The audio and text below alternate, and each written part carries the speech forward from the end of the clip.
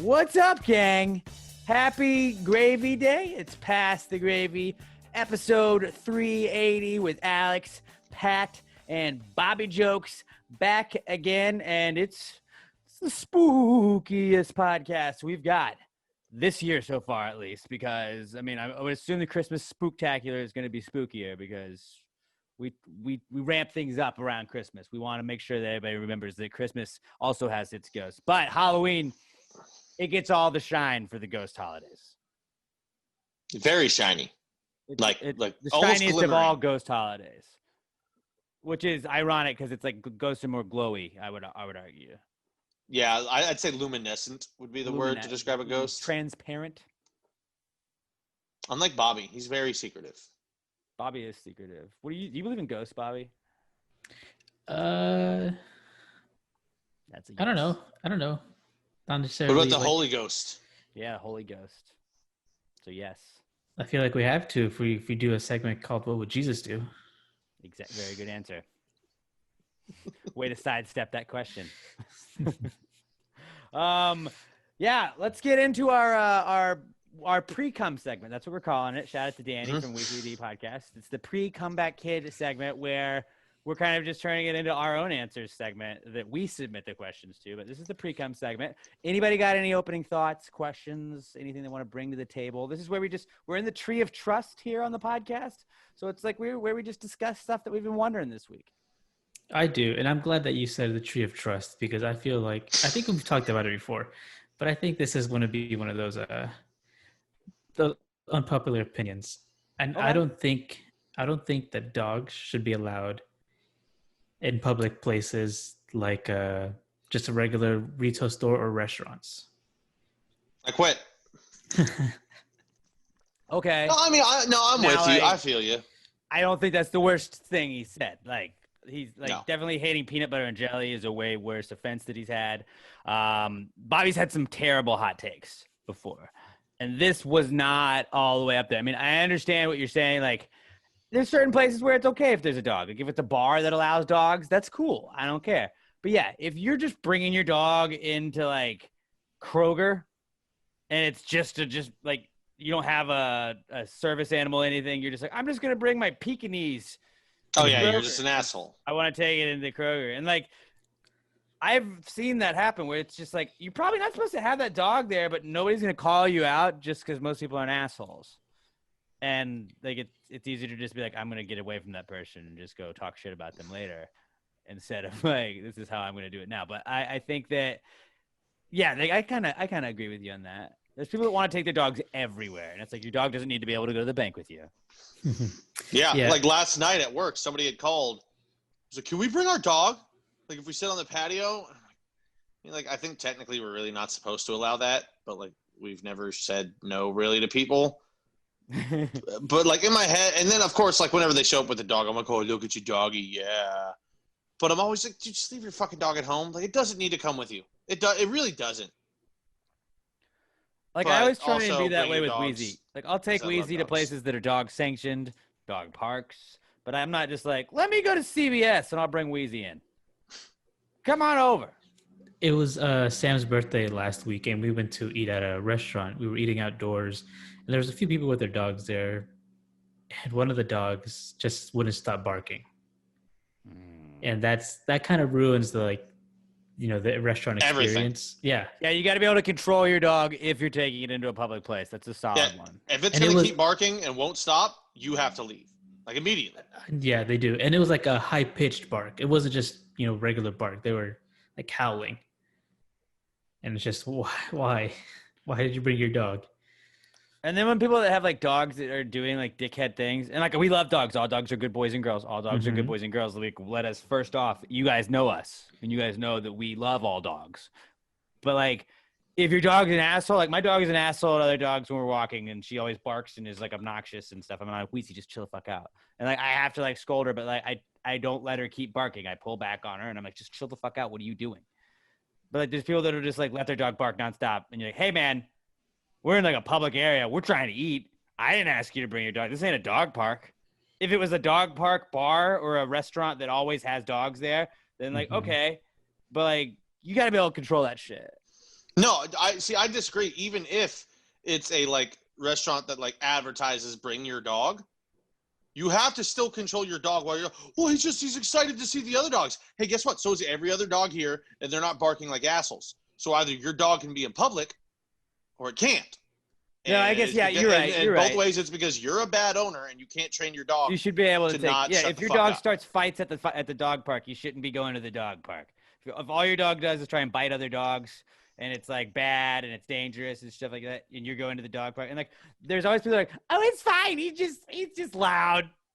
Like I had my boxer would play and she was like growly, but like she never like she wasn't like attacking any dogs, and I was like, oh, she's just wild and she's loud, like she's not fighting them, but like it's funny that he barks a lot. It's like that's different. Now you're interrupting other people's shit. That was actually a good one, Robert. Yeah, I know everyone loves dogs. Like I feel like I got to be careful with what I'm saying. Like I don't hate dogs. Dogs are great, but just them in public spaces maybe is not the best idea. I agree with that. I agree. That's a good one. Good observation, Bobby Jokes. Good Thanks, observation. I had one. I thought it was kind of a spooky season themed one because it was like zombies. That's Halloween-ish. And I watched Walking Dead for a while. I'm off of that. But I was just like thinking the other day, you know how like zombies are humans that came back or were like reanimated or whatever it's called, right? Mm-hmm. And they're always like talking, like they always see like zombies just biting through everything. Like they can just like eat through a person all the time. But it's like, what if I had like a heavy jacket on? Like if I had a super heavy coat on, I probably, like if Pat was wearing like a Gore-Tex jacket, like George Costanza, I probably couldn't hurt Pat by biting the Gore-Tex jacket. Like no, but that's a zombie. It's not... Like I get your head, like your neck is like, but I feel like I could be mostly safe. I wore like a helmet. Or like a hockey helmet with a face shield or with like a covering. Like I think I could be okay. It's a human mouth that's biting you, essentially, and it's like it's not gonna get stronger. You've got to remember though that they'll claw at you and like get you to the ground and lift your jacket and then eat you, or hook you by the eye and claw your eye out, or rip your jaw open, or tear through your skin. Like zombies are vicious and they don't stop. So yeah, while they are constrained by the strength of a normal human body, they also aren't held back by morals or any constraints. It's just using every last bit of energy it has to rip you apart. So while it might not bite through the jacket, it'll drag you to the ground, claw you in the eye, lift your shirt up, and then eat your intestines out through your stomach. I even think it could bite through the jacket because it doesn't take much like force. Because I think the same force of like biting a carrot could, like someone could bite their finger off, like that same equivalent. So maybe they could get through that jacket.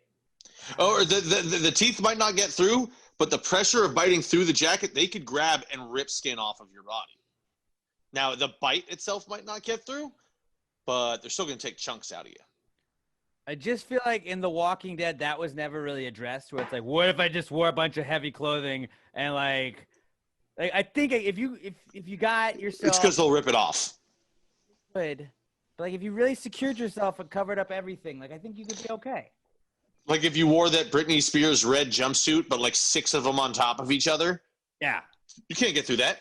Like the coat version of that. And then like you have like the Daft Punk helmet that they had. Like, cause that's like, how are you going to get that? You can't poke it. You can't like, if it's sealed on, or if I was wearing a Power Rangers outfit, but it was like winter Power Rangers, like if I wore 30 Power Rangers suits and then I put the helmet on, I think I could do it. Head to toe chainmail. But like you wear several layers of chainmail all over. I don't think the zombies getting that, are they? No, but they might be able to pinch it enough to like actually start ripping skin off of you though. But the bite itself isn't going to get through. But also if they drool into an open wound, you'll probably be infected. Good point. Kevlar wet. I didn't think about. Kevlar wetsuit, maybe. Yeah, and I'm just saying, like, wear like 7 of whatever we're bringing up. I wore a sumo suit, one of those sumo guy suits, and the Daft Punk helmet, I guess I could pop the sumo suit. That would be great. Oh, I got to get through this crowd of zombies, put on the sumo suit, and just charge them. And they just... Or you get one of those like inflatable soccer ball things that people like rent out where it's like the bumper soccer, where you're just like the bubble, like you just run through that and it's like they got to get close enough to you. Or like at the beginning of the pandemic when people were like building themselves a 6-foot area with PVC pipe and going places. Zombies can't get around that. It's really just like a hula hoop. They had like a really big hula hoop. Imagine if you put like razor blades all around the outside too. As they tried to push against you, they'd slowly just saw themselves in half. You just got to make sure none of them are crawling. Right, yeah, that's another thing. And then I just got to put like spikes or something on my shoes to ensure that doesn't happen. You wear boots.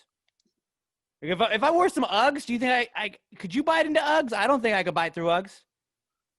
No, but I think you'd be better off going with a steel toe boot. That too. Yeah. Another thing I didn't think of. Because under the... I was mostly thinking of like your internal organs, your bodies. I know like your neck and your head is like the zombies want brains is what Emma was saying. But like, I just feel like I could really set myself up to be okay if I had a lot of winter clothing. If in a zombie apocalypse. I think we're if we were at a Burlington zombies wanting brains thing. If we were at a Burlington coat factory, I think we could fuck up some zombies. That's what I'm saying.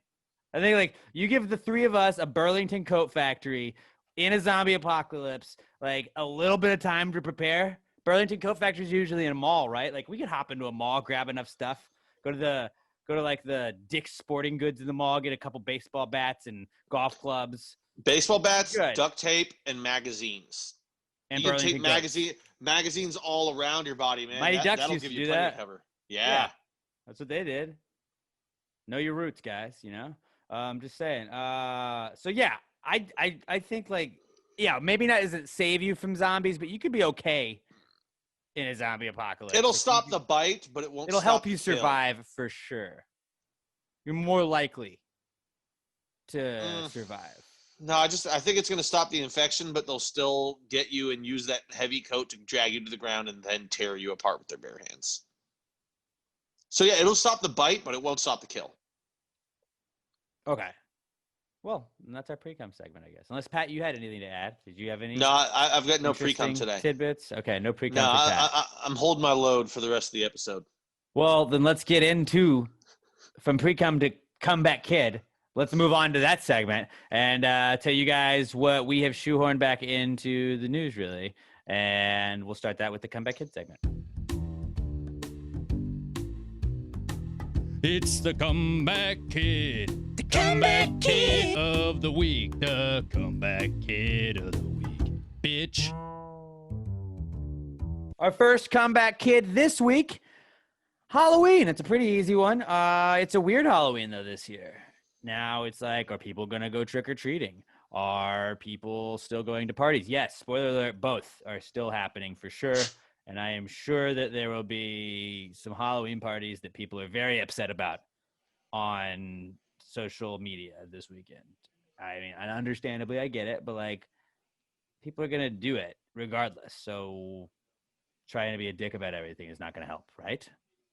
It's like you should be responsible, but also like people are going to do what people are going to do. Freedom, man. It's the freedom to be an idiot. I saw yesterday somebody posted a meme and they were like, in World War II in England, they told people to turn their lights off at night to make sure that like the Germans couldn't, like it wouldn't give them like residential areas that were just like obvious to bomb with a bunch of lights in them. And so they were like, well, can you imagine that in 2020? It's like, hey, so we don't get bombed, turn your lights off. Fuck you, buddy. I'll turn all my goddamn lights on. You can't tell me what to do. It's like, no, we're literally trying to stop people from getting bombed. Yeah, all right, buddy. It's my freedom. I'm turning all the lights on in the house. I bought a spotlight. Fuck you. Like, that's 100% what would happen, though. I feel like that would, it's going to be a thing, though, right? You know there'd be groups of all of those people doing that shit. I mean, we call them spotlighters. Here's the thing, though. I think if there was planes flying over every night dropping bombs on us, and you told people, hey, if you leave your lights on, you're gonna get hit. I think they would learn pretty quickly that hey, I got to leave my lights off. And the ones who don't learn, guess what? They're only going to be around for like another 6 days because then they're going to get bombed. And if your neighbor's leaving his lights on, you maybe just like hang out at the end of the block that night. Or like, you hang out like one neighborhood over. I don't know. People might start calling it a hoax. I've never seen a bomb drop Dr. here. Fauci started These aren't bombs. They're gas explosions made by the government. You know the Democrats invented it. It was made by the Chinese. Hillary sending email spikes and blowing up our computers. That's all that's happening.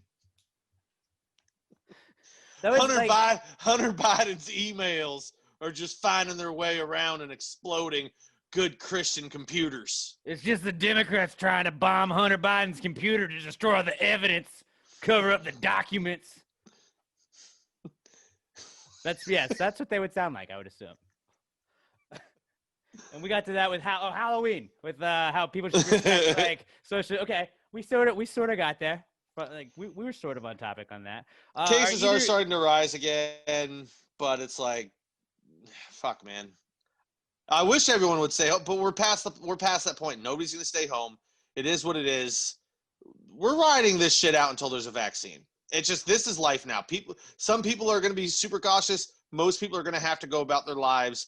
And then there's still a bunch of people that are like, well, I have to go about my life, but I'm also just going to keep doing whatever the fuck I'm going to do, which in Texas is like 60% of the population, at least. I mean, believe me, I am all for like respecting the rules, wearing the face mask, doing all the social distancing whenever possible and all that stuff. But it's like at a certain point, yeah, like you're like the genie's already out of the bottle. You're not getting it back in there. You're not. Yeah, like we're waiting for a vaccine at this point. There is no second shutdown. We can't do it. And I mean, I'm not really going out, but it's also because I don't really go out. But like, if I wanted to go to a bar, at this point, it wouldn't stop me. Like, I'm going to wear my mask. I'm not going to be like talking to random people. Right. I'm going to sit at my table, do my thing with maybe a couple of my friends. But like, I mean, like I said, at this point, it is what it is. It sucks. It's shitty, but what are we going to do? And I don't want to be that guy at all, because I said, like, I do respect all, like, the social distancing, and I try and do that as much as I can. But, like, it was, like, I saw today, it was, like, it's the number is at, like, 5.5% of positivity rate or whatever it is. And before that, it was at 4.5%. And it's, like, it went up 1%. Like, I know that there's a lot more numbers, and there's people, that's, like, people and stuff, but it's, like, it went up 1%. That's not, like, if it went from, like, 4% or whatever to 12%, I think it'd be like, oh, whoa, like that's something to watch. But it's like, if it's 1%, like if it keeps going up 1% and 1% and 1%, I understand that's problematic then. But it's like, it just went up 1%. Like that could be just like, you know, shit happens like that sometimes. And I've never been a member of the 1%, so I'm not that worried. Right. Neither have I. I mean, and honestly, like this weekend, I had to fly. I had to go to a funeral, and I flew up there, and I wore the face mask the entire time in the airport. And like, I've been so nervous about shit like that, but it kind of was one of those things where I was like, I think it's gonna be okay. Like, I think like I did that. I felt okay. Like, I thought that, like, for the most part, people sort of respected the social distancing. There were the people in the airport that, like, just didn't wear the shit most of the time, and then people got called out for it. And then, like, there were people that you're allowed to eat and drink without it on, but, you know, they just kept it down or whatever, and they're around people, and you would just try and get away from those people. And then we had a little bit of free time to go to the beach at one point this weekend, and like the little boardwalk we were walking on, everybody had masks on, and you like could take it off if you went to the beach and you were socially distant. And it was like, I think people are kind of getting just like respect the distance shit. And I kind of was like, it was the first time I was like in a really far away, like different place since this whole thing had begun. And I was like, I think we're going to be okay. I know that it was like the media's hyping it up, and I'm not saying it's not something we should take serious. It's definitely not a hoax or anything like that. I 100% am like, fuck COVID, but like, I think we'll be fine. I think most people get it, and the shit that we see on TV is just like the extreme situations, and it's like that's what sells. That is literally kind of what we're being told. But most people seemed like they were wearing the mask when they had to. If they were at a restaurant, they took it off, but then they'd put it back on to leave and shit like that. So I think as long as we keep doing that stuff, most of us are going to be okay. Yeah, we just got to get people to do those things. But I feel like the majority of it, most people are. Was that? That's what I'm saying. That's what my point was just like, I think most people are under that category where it's like, all right, we get it. I mean, I'm in the restaurant every day, and everyone's coming in. Now, obviously, once you sit down, the mask comes down because you're eating and all that. But, like, people are coming in with their mask. Occasionally, someone will walk and be like, oh, shit, I forgot my mask in my car. And I'm like, well, you're sitting on the patio anyway, so just get out there. But, like, we really haven't had anyone that has been like, I refuse to wear a mask, because then I would just be like, all right, well, then I refuse to serve you. Get out of here. And, like, there's been most people at the very beginning of it, there was a couple people that were like, well, this is bullshit. This is dumb. Like, but then, like, very quickly, the people that were vocal about that disappeared. So, like, I think when you see people not doing it, it's a very loud minority. 100%. 100%. Like, I think there's so many things today. There's of a people. loud minority of people that are just making it seem like there's a lot more. People get it now. They're just like, all right, wear it. Like, try to stand a little bit farther from people, and let's just get through this.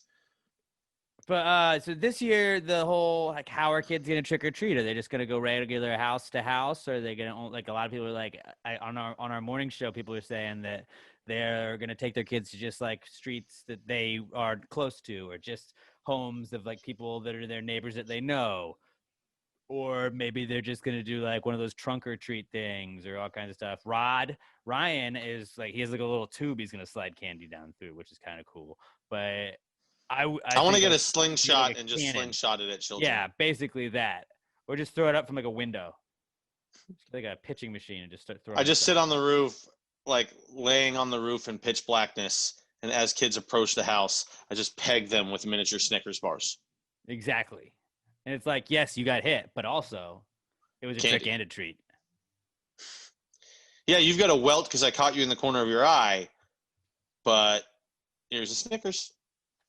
And they're like, it does satisfy. You're right. Here, now I'll throw a frozen steak at you. Put that on your eye. And now you got a nice steak. And the dad's like, oh, whoa, honey, put that in your pumpkin. We're good. That's good eatings. Were you a pumpkin pale kid? No, I was like a grocery store bag. My mom thought it was greedy to have pillowcases for the longest time, so we weren't allowed to have pillowcases. And then finally, I was like, all Mom, about pillowcases. You can carry more. You can throw it over your shoulder. It's like, that's easy. After like 6 years old, you can't have that pumpkin anymore. The pumpkin fills up in like 4 houses. It does. That's why it's like for kids, because like they go to the 5 houses on their street, and then they go back inside because they're like 5 years old and they're tired and they gotta go to bed. Yeah, Mom and Dad, I'm not trying to run gassers going 4 houses down and then back to unload my candy, then 8 houses down and back to unload my candy. No. This isn't junior high basketball practice. Give me a pillowcase. I'll be back in 2 hours with 16 pounds of candy. Robert, what about you? Were you a pillowcase guy? No, I think I was like either grocery bag, maybe sometimes the pumpkin pill, but never pillowcase. Grocery bag was always okay. Like, you couldn't hold as much. You had to worry about it ripping possibly. But, like, you could always just reload up on, like, other grocery bags, you know? You could just bring 5 grocery bags and, like, stuff them in your pocket or whatever. Or stuff them in the bottom of the grocery bag. So, like, you could really, like, layer up if you had to. Layering up is a theme, apparently, in this week's podcast. Whether it be coats against zombies or grocery bags while Halloween shopping. Did you guys ever go that last year, and as you were trick-or-treating, you were like, I'm too old for this now? Absolutely, yes. Yeah. I did it with my buddy because I wasn't really planning on going, but he really still wanted to go, and I was like, all right, I'll go with you. I don't know what grade it was, probably like 6th grade. And as we're walking around, I was just like, man, we're older than every other child out here. Like this, and like parents will start, like adults will start looking at you like, y'all are a little. Yeah, like you open the door or they open the door and they just kind of look at you and you're just like, I know, but like I'm here, so candy. It's always sad when you get to that realization that like, oh, I'm too old for this. Well, I knew beforehand, but like I said, my buddy really wanted to go and I wasn't going to leave him hanging. And I remember, then I get some candy. Mine was in 5th or 6th grade, and I don't remember oh, no, I got like it was like a nerd costume. I had like suspenders, and it was a weird mask that went over like the top of your head, and they had like zits and like broken glasses and shit. And I was like, yeah, we're going to go trick-or-treating. And some of my friends were like, hey, we're going to party instead. Like, do that. And I was like, no, dude, like, we're just going to go do that. And I remember being like a half hour into it, being like, yeah, I feel old on this street right now. Maybe we stop doing that. And then we ended up just ditching the trick-or-treating and going to whatever house that was and hung out there. I still remember I was like, damn it, I'm too old for this. It was towards the end. We had walked over to our other richer buddy's neighborhood to get the king-size candy bars that his street would do. Oh, yeah. And as we're leaving and walking back, this car speeds up, a bunch of high schoolers with frozen paintballs, and just unloads on us. And I like ducked behind here's another positive of the pillowcase. Very long. So I kind of like ducked behind it, and all the more paintballs, coverage. all but the paintballs hit the pillowcase. None of them got me. My buddy, who was a lot skinnier than me, got drilled like 8 times by frozen paintballs. And this is from like 10, 15 feet away, if that. So then he was kind of like crying as we walked all the way back to our neighborhood. And I was just kind of like, I didn't get hit. Fuck it. Can we stop by a couple more houses? Yeah. Yeah. So you got to know when to tell your kids to stop trick-or-treating too. Like, nah, last year was your last year. Honestly, I don't think so. If your kid's 16 and still trick-or-treating, yeah, that's kind of weird, I guess. But like, honestly, like, if your kid's happy doing it, let your kid do it. Maybe. You know how we all had that realization? I think kids have that realization. So instead of just shaming your kid, just be like, dude, whatevs, man. I don't care. I don't have a kid, obviously. So who am I to talk about how parents should fucking handle it? But it's like, I feel like kids come to that realization on their own, or kids kind of make you come to that realization on your own, maybe like your friend. Yeah. Which is unfortunate. I take back what I said, because either the kids will learn, like they go that last year and they're like, we both had that exact same story kind of. Or if your kids figure it out before they have that last year where they feel awkward, you're like, okay, cool. My kid is cool. He knows things because he's cool. And he's smart enough to figure out social things like that. And he's better than me. Because to me, it was always like for my whole he or she or whatever they identify. No, actually, if you have a daughter, keep her trick-or-treating until she's 18. Because then she's not at a party being felt up by some kid. That's actually solid advice. And you can't dress like a whore while trick-or-treating. Like, you can't. Mostly you can't. Yeah, I would assume. You can't, like, go to a door. Most places, that's fine. Like, you can't, like, ring a doorbell in, like, a bumblebee costume where the skirt just covers the cooch. Like, can I have some candy? The wife is going to be like, get the fuck off my porch. No, ma'am, you can't, you little hussy. Get out of here. Like, there's little kids running around. You can't, like, be hip, like, where their head is at your hip, and they can see your vagina standing next to you at the doorbell. You can't do that. Right. So dress your daughter up as a mummy until she's 18, and then send her off to women's college. And that's parenting advice from Pat. Not Texas State. Not a dad. Don't send them. Not a dad. But so yeah, let's Halloween's a comeback kid this week because everybody's talking about it, and it's going to be interesting to see. Like, I'm very interested to see how it plays out. It's going to be on Saturday because, like, in a not pandemic year, this was the perfect Halloween day. It's like nobody's got to get up for work the next day. You can go out. You can actually party on Halloween. It's like, I know that it's like how the calendars work. I don't do the math, and I'm not going to calculate when the next time it is. But it's like every now and then, like a couple years ago, it was like St. Patrick's Day was on a Saturday, and you're like, fuck yes. I get all Sunday to recover, and then we're good. And then I go back to work on Monday. Like, I don't have to work Saturday. It's great. The same way with Halloween. You can kind of go out. You can do all that cool shit. Fridays or Saturday Halloweens are always awesome. And this sucks that this is a Saturday Halloween that is kind of just getting wasted. Maybe I'll grab, like, for a lot of people it will be some Corona cans, and just like if there's dads walking around the neighborhood too, like, you want a beer? I know you do. You don't want to be doing this. You were excited this year because you thought it was gonna be canceled. Now you're gonna walk the neighborhood, have a beer.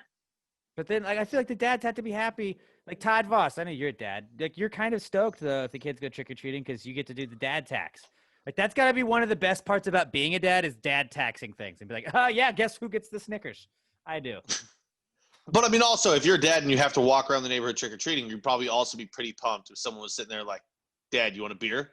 Absolutely. You'd be like, fuck yeah, I want a beer. But I feel like the dads don't goes necessarily great hate doing that. They're just like, because like I would just be like, I would like walk around with like a fucking a tumbler of booze anyways. Just do that. Yeah. But you get to be the guy then that's like, what goes great with a Twix? A nice IPA. A Southern Star. Here, try one of these. It's a Bombshell Blonde. Actually, you know what I would do? I would carry a pillowcase and then give my kid the pumpkin. And at every house that they went to, you dump the pumpkin back in the pillowcase. So as they go to the next house, you just take one of them out and you just start eating their candy right there. Exactly. And they don't even know that you're stealing from them. Because they're a kid and they're used to the weight of the pumpkin. So if it goes back into the pumpkin, they're good. Yeah. No, but that's why you empty, and you just tell them, be like, yeah, if you have an empty pumpkin, they'll give you more. And then, like, do people ever do the whole, like I don't know why this just seems like a good idea, but like Santa knows if you have too much candy. That's why you can't have too much. And then you get, like, dad gets the other half of the candy. You just half it. You don't let them know you take that much. Like, I think I had more candy. Really? Because Santa would be really upset that you're being greedy. Because that's kind of like the next major holiday that comes up. Like, oh, fuck, I want to ruin Santa. No, I don't think I would be. I don't think I would be the parent that went trick or treating. I would definitely be the sit in the driveway, drinking and hand out candy parent.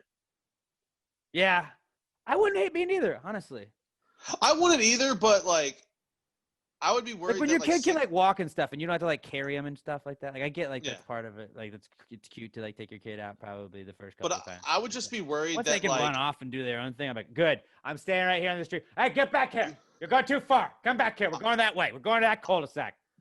I wouldn't want to get like 6 to 8 houses in though, and run out of the booze that I had. Oh no, that's why you bring a wagon. Booze wagon. And then also, it seems like a lot of work. / excess candy wagon. Or you just have a coat with multiple pockets, and you put like 4 or 5 different flasks. You wear a trench coat, yeah. You go as El Duce from the Boondock Saints, where he's got the jacket that has 6 guns that go into it, and each one, it's for you, it's just a flask. Or Inspector Gadget, because he's got a lot of pockets too. Mm-hmm. Or a fisherman. Hey, I'm a fisherman. And it's just fucking flasks everywhere. Or a kangaroo. What are you going as this year? I'm going as an alcoholic. I'm a drunk. I'm Bat Dad from South Park. Oh, I do like that kangaroo idea. And you just have, in the pouch. But it's really just like a hoodie. It's like a hoodie. That's all it is. Or you just have like 60 different like miniature booze bottles. And like as you pass other dads on the street, like, you want to trade? You got anything? I'll trade you. You got a Butterfinger? All right, 2 Butterfingers. I got this Stoltanakia vodka thing. Here you go. Done. I know Stoltanakia vodka because we snuck that on the plane. I guess you don't sneak it on. It goes through. You go. That was how we would. It'd be great. You follow your kid up to the door. But you got any king size in there? I got some Jack Daniels. What's that? Oh, you'll love it. You'll love it. It's gonna be tough at first, but you're gonna come to love it. So yeah, Halloween's back, and then we went off on a whole other smorgasbord of topics on that one. Our next comeback kid is Borat. Very nice. So the second Borat movie came out. I can't remember the official name of it, but it was something like sequel movie film or something. Something like that. I watched it on the plane on the way back. One, probably not the best plane movie. Subsequent movie film. Yeah, so it's basically Borat 2. But there's some stuff on there, like, if people could see your screen, maybe you don't want them seeing that. And then, like, it also kind of looks like it's like a political documentary that you're watching at some point. I feel like if you're just glancing over, like, what's this guy watching? But definitely not as good as the first. Nowhere near as good as the first. It felt kind of forced. It felt like they were like, hey, let's just, like, It was very political, and I know Borat is typically like more skewing political, I guess. But like, it was really just like, and I don't give a fuck about either side, but it's like it was really kind of just like an anti like Republican movie at a certain point. But it was like funny. I laughed at a bunch of weird shit that I shouldn't have laughed at. But it was like I also don't believe half of the shit was like real either, because it was. Sometimes he like pushes people too far, and like he stays with these like redneck guys for a while, but he's like disrespectful to them the whole time. And then obviously they had to sign waivers to be in the movie, and I just don't buy in that like these guys didn't know it was a Borat movie that they were in.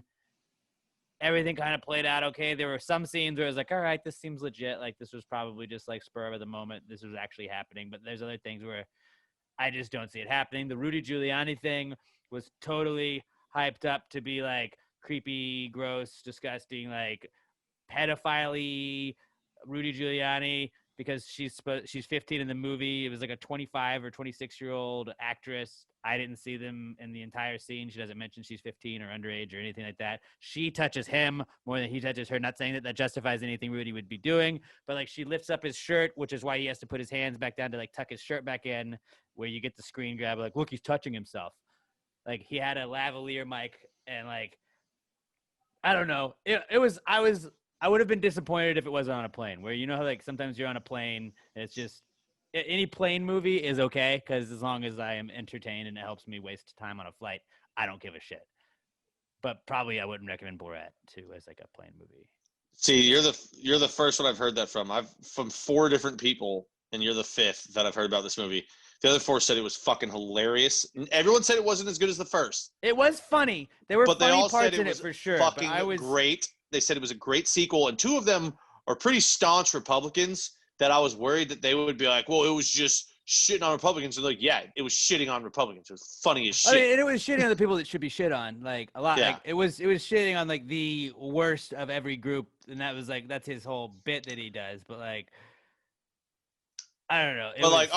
My buddy and our listener, Tyler Thompson, he told me like 6 times, he's like, dude, have you seen it yet? Have you seen it yet? You gotta see it. You gotta see it. It's so funny. And I was like, well, give me your fucking Amazon password and I'll watch it then, dick.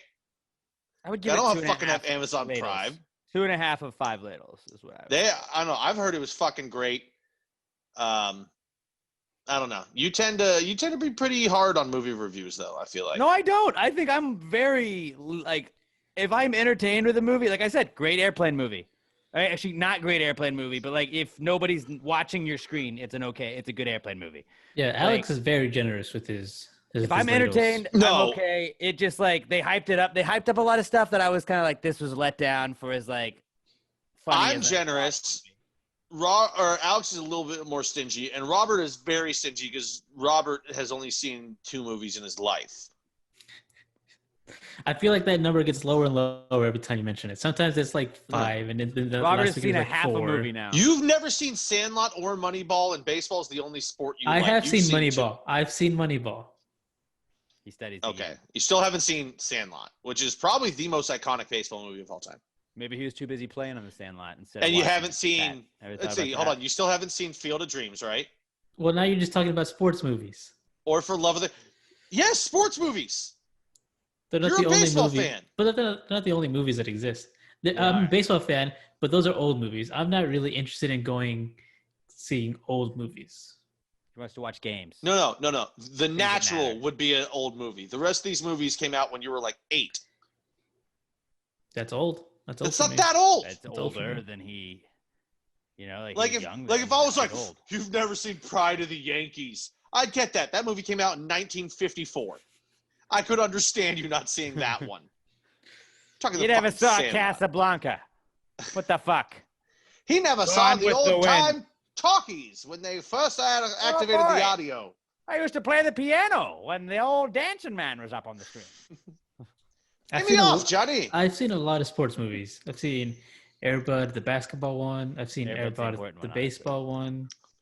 Hey, you don't have to say the basketball one. That one's just called Air Bud. That's Air Bud. Air Bud Golden Retriever. Then Air Bud World Pup. Air Bud Golden Receiver was the name of the football one. Golden Receiver, that's what I meant. You're right. They got really into the puns on those. Oh, I mean, they worked. They crushed it. There's no rule. There's nothing in the rule book that says dog can't play basketball. I don't think that there would be a rule that says Who's bigger into puns, the Air Bud series or the Fast and Furious series? Air Bud. Air Bud. But wait, no, Fast and Furious has like 87 movies, and it's like Fast and Furious, Fate of the Furious. Fate.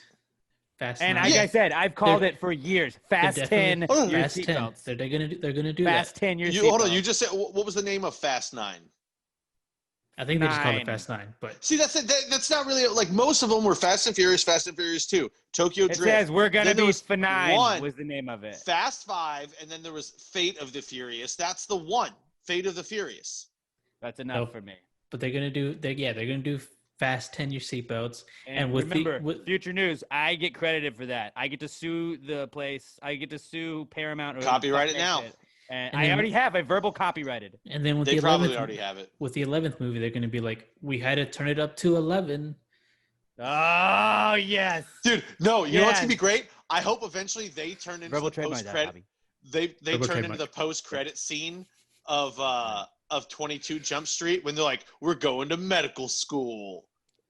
Do you have any idea what I'm talking about, Alex? Did you see 22 Jump Street? Yes.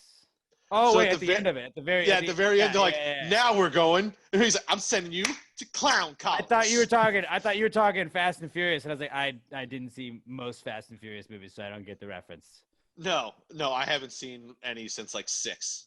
Chris was obsessed with Fast and Furious movies. Like, actually, he saw all of them. He went to theaters to watch them. He went to the theater to watch the new one. Didn't see. I've seen the one where the runway is like 37 minutes long, but I didn't actually see that movie. I've just seen that scene, and I haven't seen any of them since. So, like, because I don't want to watch Paul Walker drive away. I don't want to cry.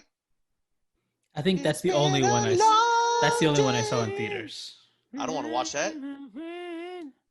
I'll stick with 1 and 2. That came from that scene though is the Harambe one where it was Harambe saying goodbye. Yeah, I don't know. I don't need that. So Borat's back. Borat's back. 2.5 out of 5 stars. Good, not great. I'll say that. I'd say that your review of it. Solid airplane movie, and I disagree with Pat. I am a very easy critic when it comes to watching a movie. Maybe it's just on my scale because I'm super like you just have to slightly entertain me and I'll like your movie. You get 4 stars most of the time on my shit. If 3.5, 4 stars. If I like movies. Like, haha, I gotta get a couple laughs in it, and it was just like it wasn't the same thing. The daughter was kind of awkward at times. It was weird. I think your rating system is a little sus. I think you're a little sus. Which brings us to our next comeback kid, which is calling things sus. Now, I don't know if that was ever like back, but it's back now because I said it was, and this is our segment. So fuck you guys if you disagree with me. So it's here now, and we interrupt this comeback kid segment for the new arrival segment. And arriving to the comeback kid segment is calling things sus. It's from a game called Among Us, and it looks like everybody's just like Ninja Turtle blobs, honestly. It's like red or green or yellow or there's blue space suits, Ninja but Turtle yeah. Space shoots, okay. Space suits. Space suits. So I don't know, I said shoots. Robert, you said you had played this game. I just keep seeing like memes are made out of it now, and I speak in meme. So like when I see a meme, I don't understand like why don't I understand this? What is this? But then like all the memes like I don't know, so and so sus. I'm like, what is going on? First, I had to make the conclusion that sus is suspect, so it's calling you like, oh, you're being a little suspect. I like that. I had heard people call things sus before, but it's just funny that like now it's kind of more regular, and it was a meme, and I'm all about memes. So it was like that they like the Pope meme was a thing for a little bit where the Pope was holding up whatever it was, and then the how it started, how it's going was a thing, and then sus just kind of took over. And I saw that everywhere. But you played Among Us. I heard like when somebody sort of explained it to me loosely, it seemed like Clue. So here's what it is. It starts out you're on a spaceship and there's like what, 8 to 10 people, Bobby? Something like that? Yeah, it just depends on how many you can get in a group. And over time, there's going to be an alert that flashes that something's broken on the spaceship and you got to run over there to try and fix it. Well, out of the X amount of people on there that are trying to fix the spaceship, one person is the imposter, and they'll try and kill people. So what that person tries to do is get someone one-on-one and then kill them where no one else could see. Once somebody discovers that dead body, they'll alert everyone and it goes into a meeting, and they try and discuss and figure out who's the killer. Which is why you're sus if your like answers don't make up. Like, so you'd be like, you weren't helping us fix whatever we were fixing. That's kind of sus. Yeah, and I've only played like once or twice. What is it on? You can play it on consoles. You can play it on your phone, anywhere. Oh, okay. Yeah, Robert, it's actually pretty tight, but I played it on my phone. Okay. I was bad Because the first time I played, I came across a dead body, so I called a meeting. And they're like, where did you find the body? And I was like, I don't know. It's my first game. I don't know what's happening. And they all got mad at me and called me sus. Oh, no. So, but like you get like, it's like Big Brother kind of like they vote you out. Well, see, right? the one I was playing at is a lot of times people, if they don't, because everyone will join the lobby and then the game starts and it'll tell you if you're the imposter. And a bunch of people will just leave right away if they're not the imposter. So then all of a sudden you'll have a lobby of like 3 people. Or you'll get in there and as soon as the meeting's called, somebody will just be like, it's me, I'm the imposter. So then everyone votes him and it's game over. And you're like, what the fuck? Wait, why do they do that? I don't know. I played that's when I stopped playing after like 3 games, and that happened 2 of the 3 times. Plus, I just didn't want to have it on my phone. Robert, were you the imposter? No, I've only played 2 rounds of it, and it was for work, and I was not the imposter. And so we had our own private group. I wasn't playing with like just random people, so we didn't have any of the issues that Pat had. Yeah, you can set up. We could do like a Gravy Gang group. Oh, we definitely could. Dude, let's totally do a Gravy Gang group. Like this kind of sounds fun. This does. You know what we could do? We could do it on a Zoom as well, because all you type in to see what's going on. But if you're all on Zoom together, then you could no, because then someone could just yell so and so killed me. But people will do it on Discord to where once you go into the meeting, everyone has mics and they're talking. Like there was a great one of Soldier Boy, where Soldier Boy killed someone, and then they got in the Soldier Boy's playing. I gotta get on. Yeah. And someone was like, it's Soldier Boy. And he's like, you're a fucking liar, man. And like, he went balls out denying it. But you could see on his camera, he was laughing his ass off because he knew he was full of shit. From what I've heard, it's a really fun game. I just, like, a couple of my buddies play it. They fucking love it. My friend swears he's the best at it because he's like, dude, I'm like 98%. You can't tell. Like, I just kill everyone when I'm the imposter. You don't even know. So, like, that's how you win. If you're the imposter, you have to literally kill everybody? Yeah, you just kill everyone. That's tight. I'm into this game. Let's play this game. We're doing a Gravy Gang Among Us. I don't know how to fucking play it, really. We can download it after. It's pretty self-explanatory. Once you get in, it seems that way. The way you're explaining it, and it feels like it's one of those things where like it's like I don't know. Call of Duty is one of those things where I want to get into Warzone. I know you have fun playing Warzone, but I fucking suck at Call of Duty, and it's like. You just like get stuck in like shittiness of Call of Duty where I can get better, but I'm never going to be good. And then it's just, I drag down everything else that I'm doing whenever I play with people, and everybody's like, fuck, Alex sucks. Alex is the worst. That's how I was when I played in high school. And it's just now like, I don't want to be that guy. People are mean to you when you suck. And I would just rather play Grand Theft Auto because I can fuck up shit anyways. Bro, I'm so mean to my friends, and half the time they're not even playing bad. I'm just very fucking mean. And I'll be playing like shit and I'll scream at them. It brings out the worst in me. It really does. I'm bad at shit like that. But if it's like all I get to do is like walk around and stuff, it's not like guns and shit really, is there? No, it's just one person like will have a knife and you just sneak up next to someone and you go tap him. And you stab him in the neck. Fuck yeah. So like whenever you see somebody like coming near you, are you just like, I'm out of here. I'm fucking out. Oh, what I've been doing is I just like I said, I only played it 2, maybe 3 rounds. And I just ran around next to somebody the whole time. I was like, they probably think I'm suspect as shit, but like, I'm not letting somebody sneak up on me. I'm gonna be next to you. Unless that person's imposter, and then oof, then you're in trouble. Yeah. Okay, well, yeah, calling things sus is back, and I am ready to do that. We actually had a segment today on the Rod Ryan Show where people were talking about astrological signs, and the Gravy Gang people were fucking hilarious in their comments that I saw on it, because it was just, oh my god, such a triceratops, such a this, such a that, and I was like, I love the Gravy Gang. I'm not Gravidian. I was like, oh, okay, cool. That's not a thing though. And then Tessa tried to explain to me that shit, and I was like, Tessa, I don't give a fuck about astrology. I don't care. Moving on, though. Calling things sus. I'm going to start doing that. Gravy Gang things are sus now. So let's move on to what is pretty sus right now, I would say, is the Cowboys quarterback situation. Cowbacks? The Cowbacks. That's what, like, you're a quarterback of the Cowboys. You're a Cowback. Yeah. From now on, the Cowback was Dak Prescott. He passed the torch to Andy Dalton, and now the new cowback is like, I don't know, but his last name is DiNucci, and that's badass. Ben DiNucci. Name. Like, that's a quarterback name. That's a quarterback name, isn't it? DiNucci. No, that's your bookie's name. That's it's a That's Dante's bookie's name. Dante is the bookie, my friend. He's his own bookie now. Every bookie needs a bookie to place bets with. He places bets with himself because all he does is win. So he pays himself more. I don't know how that wouldn't work. That wouldn't work at all. He bets on himself. Dante's pretty good. I'll tell you that much. Either way. Yeah, DiNucci's a fucking quarterback name. It's like a Garoppolo. Like, I can get behind that. I'm in that on that. But like, fuck him. I hope he sucks because he's on the Cowboys. He's a cowback. He's the cowback. But like, is that who they go with now? Like, is he? How long is Andy Dalton out? Andy Dalton got basically murdered. You don't know. He could be ready for next game, or it could take longer. You don't know with concussions.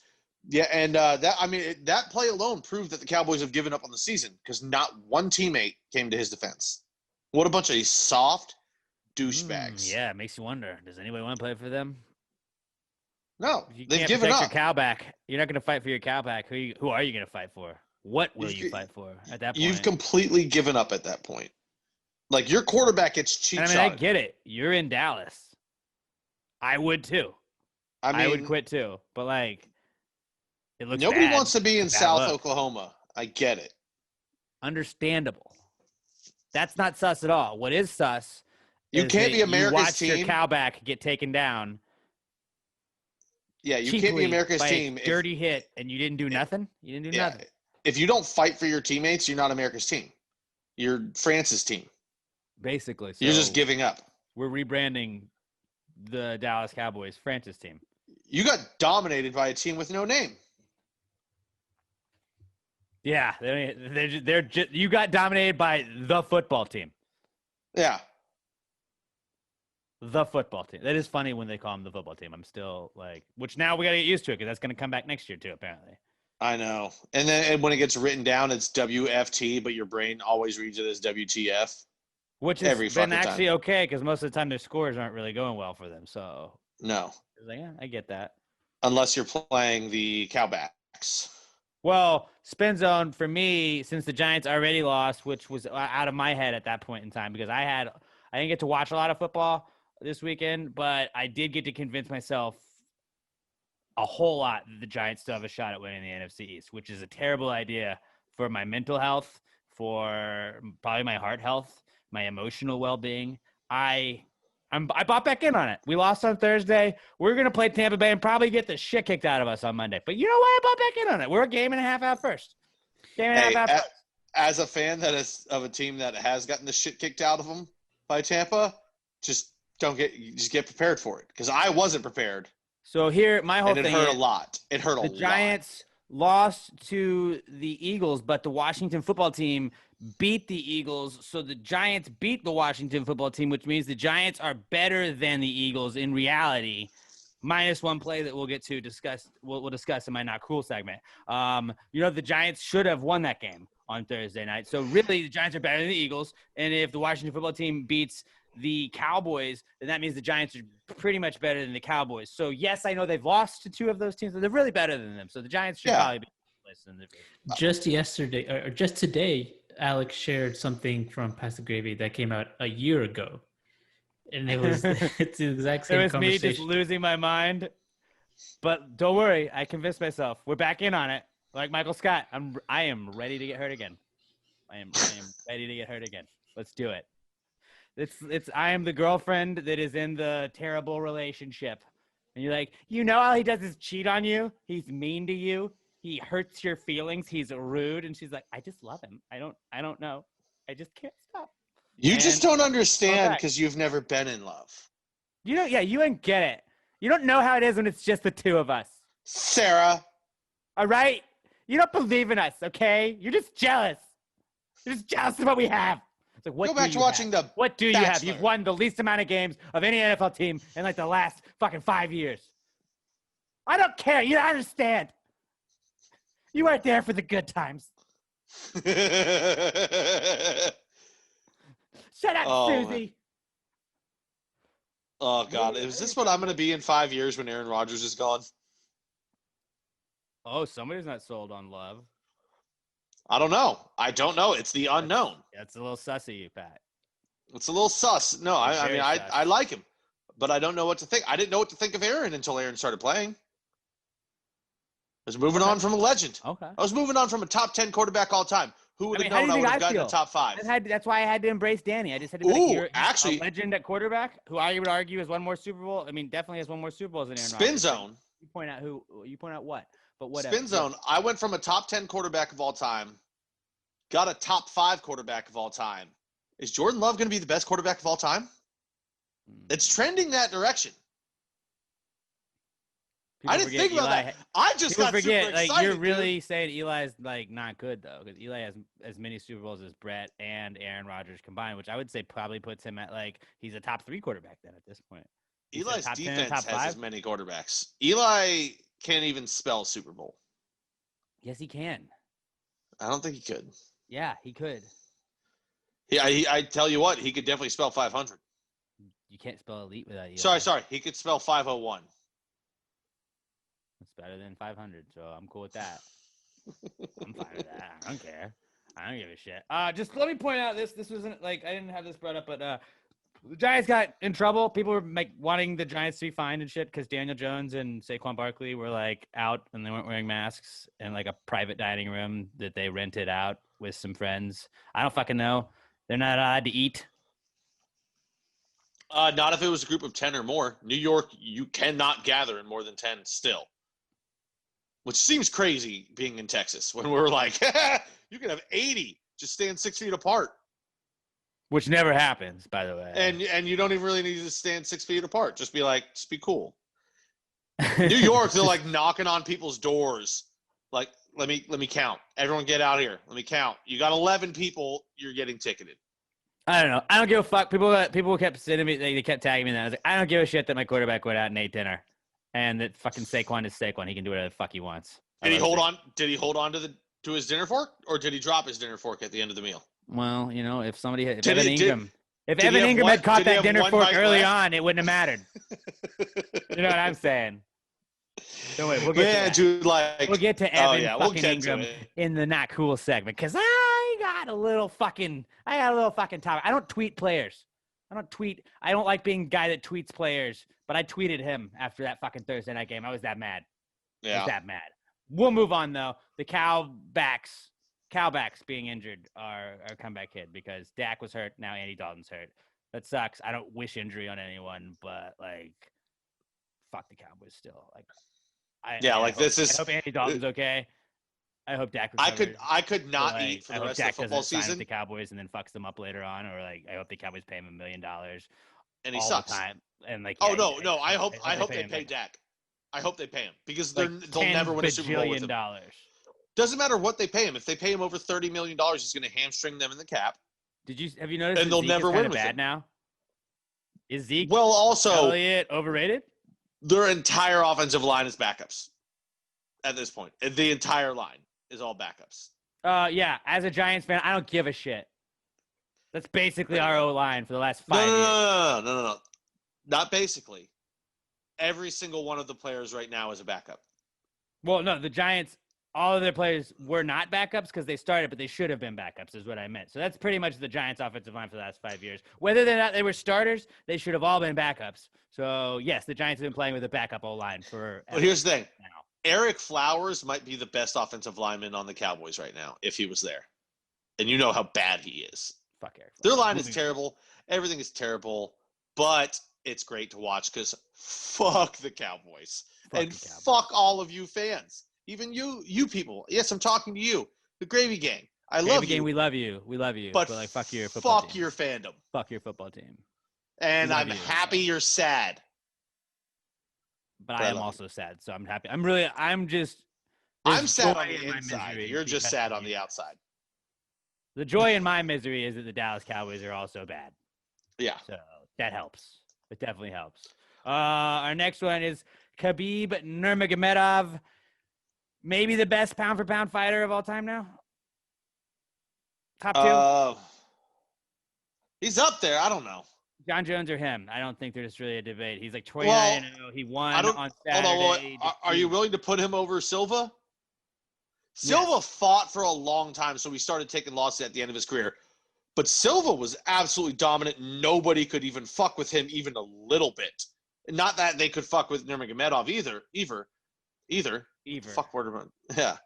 But they couldn't fuck with Nurmagomedov's beaver, is what he was trying to say. But also, I mean, the reason I would still keep Silva above him is Silva, like, Khabib just out wrestles everyone and gets him down and then punishes them. Silva would keep his hands by his sides. How'd that work out for him, though, all the time? And then but I mean, he fought. When did he finally lose? In his, 36th fight? Or something like that? Like, he might have had a couple losses very early in his career. But Silva was dominating a much higher weight class. Oh, what? No, wait, no, he was a middleweight. What weight class is Khabib in? Just below middleweight, right? Welter? Mm-hmm. I don't know. I still say Silva. Fuck Khabib. Fuck him. He's boring. I'm Team Connor. I'm always him. Team Connor. But, you can't say that Nurmagomedov wasn't awesome. And that, it's amazing. The fact that he did it after his dad passed away from, COVID, and that he... Oh, it was COVID that got him. I didn't know that. Well, it was complications due to COVID. But I think he was sick, and then he got, complications because he had COVID. But then he said... I was watching an interview that he had with Daniel Cormier, and he said that the chokehold that he switched to... because he was going to armbar him, but then he was like, out of mercy, I didn't want to break his arm or anything. So I went and he switched to the chokehold that he got him out. And he said that was his dad's favorite finish of his. And he was like, it was kind of like an honor to his dad. And then just seeing him break down and dedicate the whole thing to his dad, he said he told his mom he was going to fight one more time. He did it. It's kind of like, I said, I fucking hated Khabib after the Conor fight just because I'm Team Conor. Oh, mad respect though. But yeah, you can't knock a guy for that. You can't. That dude's going to be very rich because he's going to go to Russia, or he's going to go back home to Russia, and he's just going to open a gym. No, Putin will just hire him to fight in front of whatever that fucking red square shit is. Go fight in front of these ice cream looking castles or whatever it is that we have. Well, I mean, he's going to open a gym, his own gym, if he doesn't have one already, and he's just going to be instantaneously the top trainer in all of Russia, and everyone's going to fight. He's going to have his own production or. Not production company, promotion company. He's gonna be fine. He's gonna do great in Russia. Verbal meme. Office Space guys. Khabib Nurmagomedov. Not gonna fight here anymore. Not gonna fight here anymore. Well, he's not working in the UFC either, so it would have worked. Yeah, and you just put Dana White and whoever else is with somebody Dana make White's that meme. Heads. Yeah, Gravy Gang, assemble, do it. Dana White and Bob Fox. You just put their heads together. Not Bob Fox. He's not our brand. We love Bob Fox. He's not our brand though. It's Khabib and Dana. No, but I'm saying there's two guys. It'd be Dana, and you have to put one other guy there. Name another UFC management guy. Oh, I guess you could do Joe. You do Joe Rogan. Yeah, it'd be Joe Rogan. There you go. Perfect. Verbally done. All right. So Khabib Nurmagomedov, just wanted to mention that. I think he's one of the obviously I mean we can debate whether Anderson Silva is a better pound fighter, but I think him, John Jones, maybe Anderson Silva. Off the top of my head, it is very possible that I'm forgetting somebody and somebody is yelling at me how can you fucking leave so-and-so off of this? But I don't know. What's his name? The Godfather of Brazilian Jiu-Jitsu. Royce Gracie. Hoist Gracie. He's got to at least be in the conversation. Yeah. It was a completely different sport I'm talking my era back then. Of watching UFC. Yeah. It's him and John Jones. Anderson Silva was I wasn't 100% of the UFC, so I didn't watch as much Anderson Silva as I should have. Yeah. I was a late UFC bloomer. Well, I mean, we all got in around the time of Chuck. I was a little after that. I was a little after it. I resisted because of the tap out stuff. Chuck's my favorite of all time. I mean, he was a shit Big Brother player, though. Yeah, it was. All right, the final comeback of the week is parkour. Good. I was at Kroger the other day, and there was one of the cart kids who was literally sprinting around the parking lot. So you know how the cart corral, whatever you want to call it. Cart corral. At the, it's got the two arms that stick out where you put all of them in, but then there's the base of it, and it's got the top part will say Kroger, but there's a little gap there. This kid's sprinting around the parking lot, jumping through that gap between them and pulling himself through and swinging around when he's grabbing the carts. And I was like, this kid's having more fun at his job than I've ever had at any point in my life. He's doing parkour in the parking lot just picking up fucking carts. He is burning so many calories. He is. He was like at one point another kid was trying to beat him to the carts, and that's when he dove like through it and like pulled himself around to beat the other kid. And I was like, this is a competition to them. Like, what the fuck? I'm not trying to sweat that much at work, but they're having a great time, and I mean, I can't shit on it. Is this like a dance-off I'm watching? And I haven't seen parkour in a while, so I was like, this is beautiful to watch. Parkour's back, guys. Parkour is back, especially for cart kids. You know what? I didn't know what that meant when you wrote that on our prep sheet, but I'm glad that you brought it up. Parkour cart kids are the new side spinners. Sign spinners. Sign spinners, yeah. I mean, I think sign spinners were sort of like parkour kids in the first place. I think a lot of sign spinners could have also been parkour kids and vice versa. No, sign spinners were rave kids during the day. Definitely. But they could also be parkour kids. I remember like when parkour was kind of like parkour. Yeah, I remember being in college, walking to class one time, and this guy was doing that shit, and he just like ate shit, and I don't know why, but I thought it was just the funniest thing in the world. Like just watching somebody eat shit, it was like, what are you trying to do on that bench, dude? Chill the fuck out, like settle down. But like when you see somebody really good at parkour, you're like, that's badass. Yeah, I was never into like even trying that stuff, but like you give me a long railing, I'm gonna slide down that on my butt. But that's just dude stuff. Remember that's just dude stuff. The like shoes with the like grind things on them. That wasn't me. That wasn't me. I mean, I ate shit with my soaps, but like, it was always kind of tight. I thought that was more of like a skater kid thing. I don't know. That wasn't me. I was not a skater kid, but I wanted to be a skater. I was like, I tried to be a skater kid. I hung out with kids that were skater kids, but I was shitty at skating, which made it really difficult to be a skater kid. You were a poser. It wasn't a poser. I just quit skating at a certain point. And if you don't, you got soaps, you were a poser. No, because I still grinded some mad rails on that shit. I just sucked. Nah, dude, that's when you just be a dude and you're like, oh, look, I got to go down 20 steps. No, but I'm a dude, so I'm just going to slide down on my butt. I mean, I could blade. I know how to blade. I wasn't good on wheels. For me. I was good on no forms of wheels except for a bike.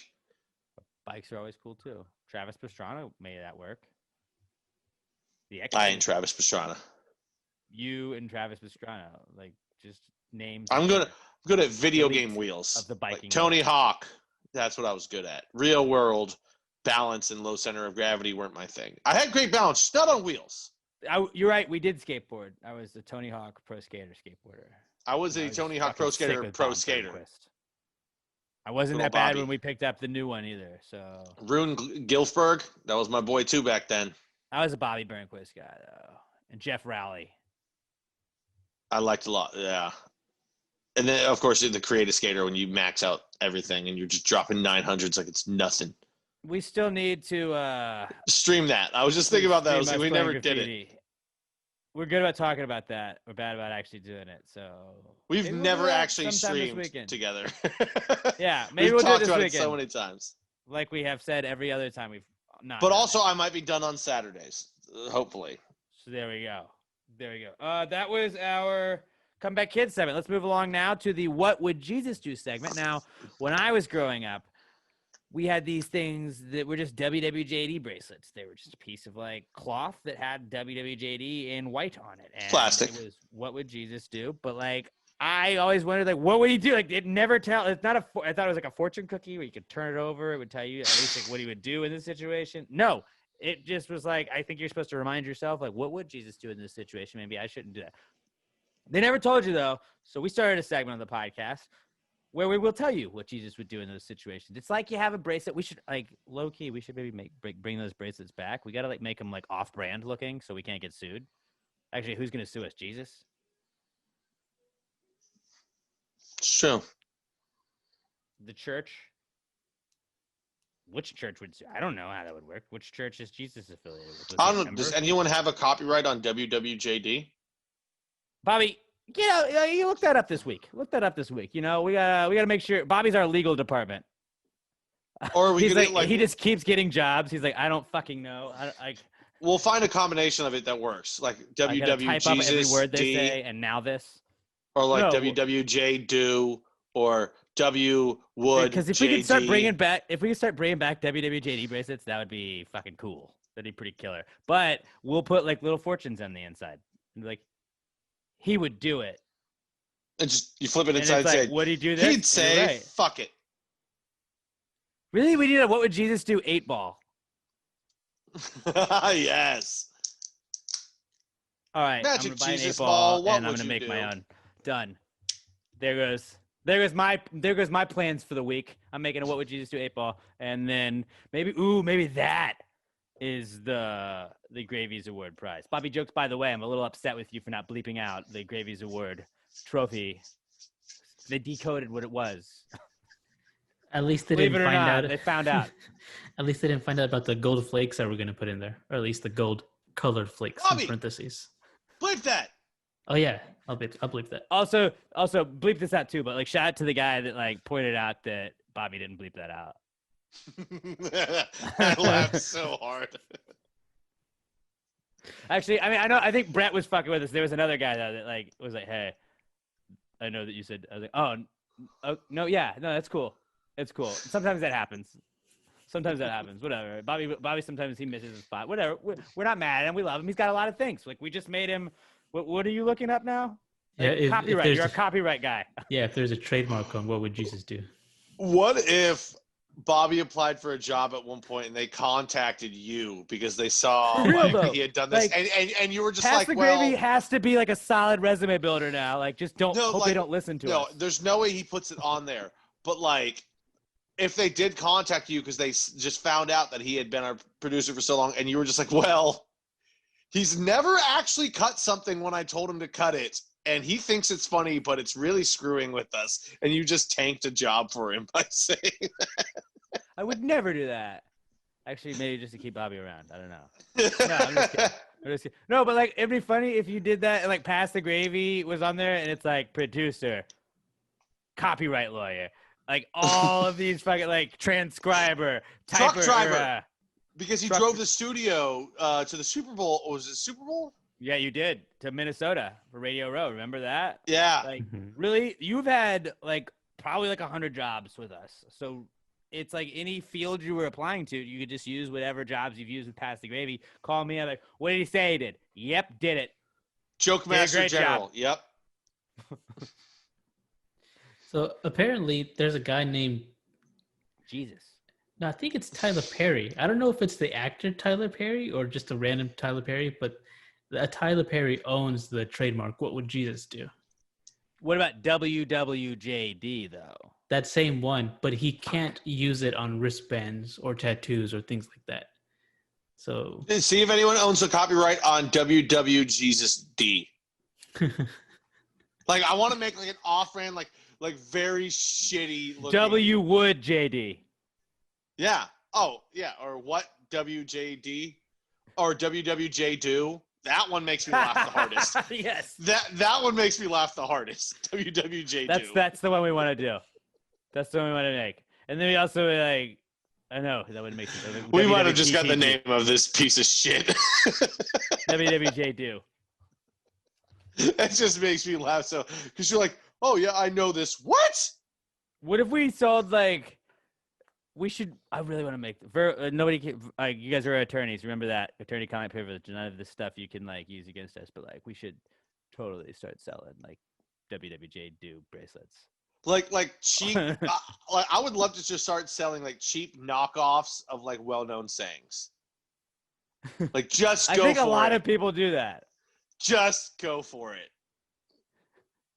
Moving on, though. This was the What Would Jesus Do segment because we tell you what Jesus would do in these situations. You use the hashtag PTGWWJD at Pass the Gravy Pod on Twitter. I'm at Alex J. Middleton. Pat's at Not Pat Dion, and Robert is at Robert Barbosa 03. And you hit us up, hashtag PTGWWJD. Throw Jesus in a situation in today's times. Hit us up. Ask us what he would do. We'll tell you the answer. Let's get right into it. This is the intro from our good buddy Jingle Blake Wonder. Jesus, Jesus, what would Jesus do? Jesus, Jesus, what would Jesus do? Put him in a situation in a matter of time. If you wrote this jingle, do you think he'd make it rhyme? So think about this crazy world in which we live today, and how would Jesus handle it in any given way? This week's What Would Jesus Do comes to us from our good buddy Josh Tree Connell at Joshua Tree 713. Josh says, what would Jesus be if he celebrated Halloween? Ooh, The devil. Little spooky themed question. He would not be the devil. I think he'd be the devil just because I think Jesus would find it funny. Yeah. I think he would dress up in all red and horns and a pitchfork, and his beard is just poking through, and he'd be laughing or he would dress up as like a giant hammer and just have like a cane that's a nail. Like, I think he would like make it so obviously not like dark or just so obviously dark that it'd be like, come on, I'm Jesus, I'm a hammer and nail, this is funny. I think it'd be funny if he was the sun. Or a lamb. The son of God. He could be Lamb Chop. That would be a good one. Bobby Jokes, what do you think? I'm really interested in what your take on this is. You know, I wasn't exactly sure. I was thinking maybe he would just go as himself, maybe an angel. I've gone as Jesus for Halloween before, fun fact. For real. I actually did that. And Do you think he'd be lame? I won a Halloween costume contest because I was Jesus. I had long hair. Do you think he'd be lame and just wear like a mirror and be like, I'm in all of you? And you're like, Jesus, come on, that's a lame costume. It's like that Time magazine where they're like, person of the year is you, the readers. What if he just like dressed up as like Buddha or Muhammad and was just like, yeah, like, you know, we're all boys.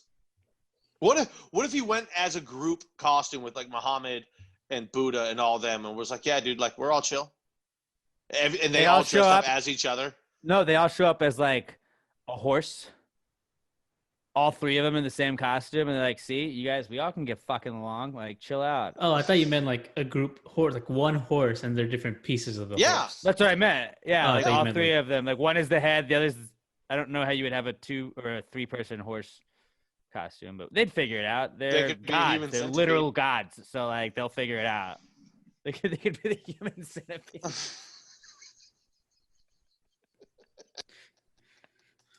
That'd be an interesting take. I don't think so. See him doing that one. No, you couldn't, because someone would be in front and then they would be like, see, my God was the mouth God. Your God was the butt God. That would be problematic. Yeah, your religion is shit, basically, if you're not the first one. I was going to say they could go as the Power Rangers, but the Power Rangers had a leader. You know what they could be? It'd be cool is if they were just like a little kid, like 3 kids in a like on top of each other in like a trench coat. You know, like on like those kids, like when a kid's trying to sneak into a movie, they're all just on top of each other's shoulders. But like they're like adults, so they're like 8 feet in the air or whatever it is. But it's like, who cares? We all get along. We're cool. Or if they were like, again, you have top to bottom. You'd argue who was the best or whatever. I don't know. Or they were like salt and pepper, and then they made one of the 3 just be like cumin. Cumin, like on How I Met Your Mother.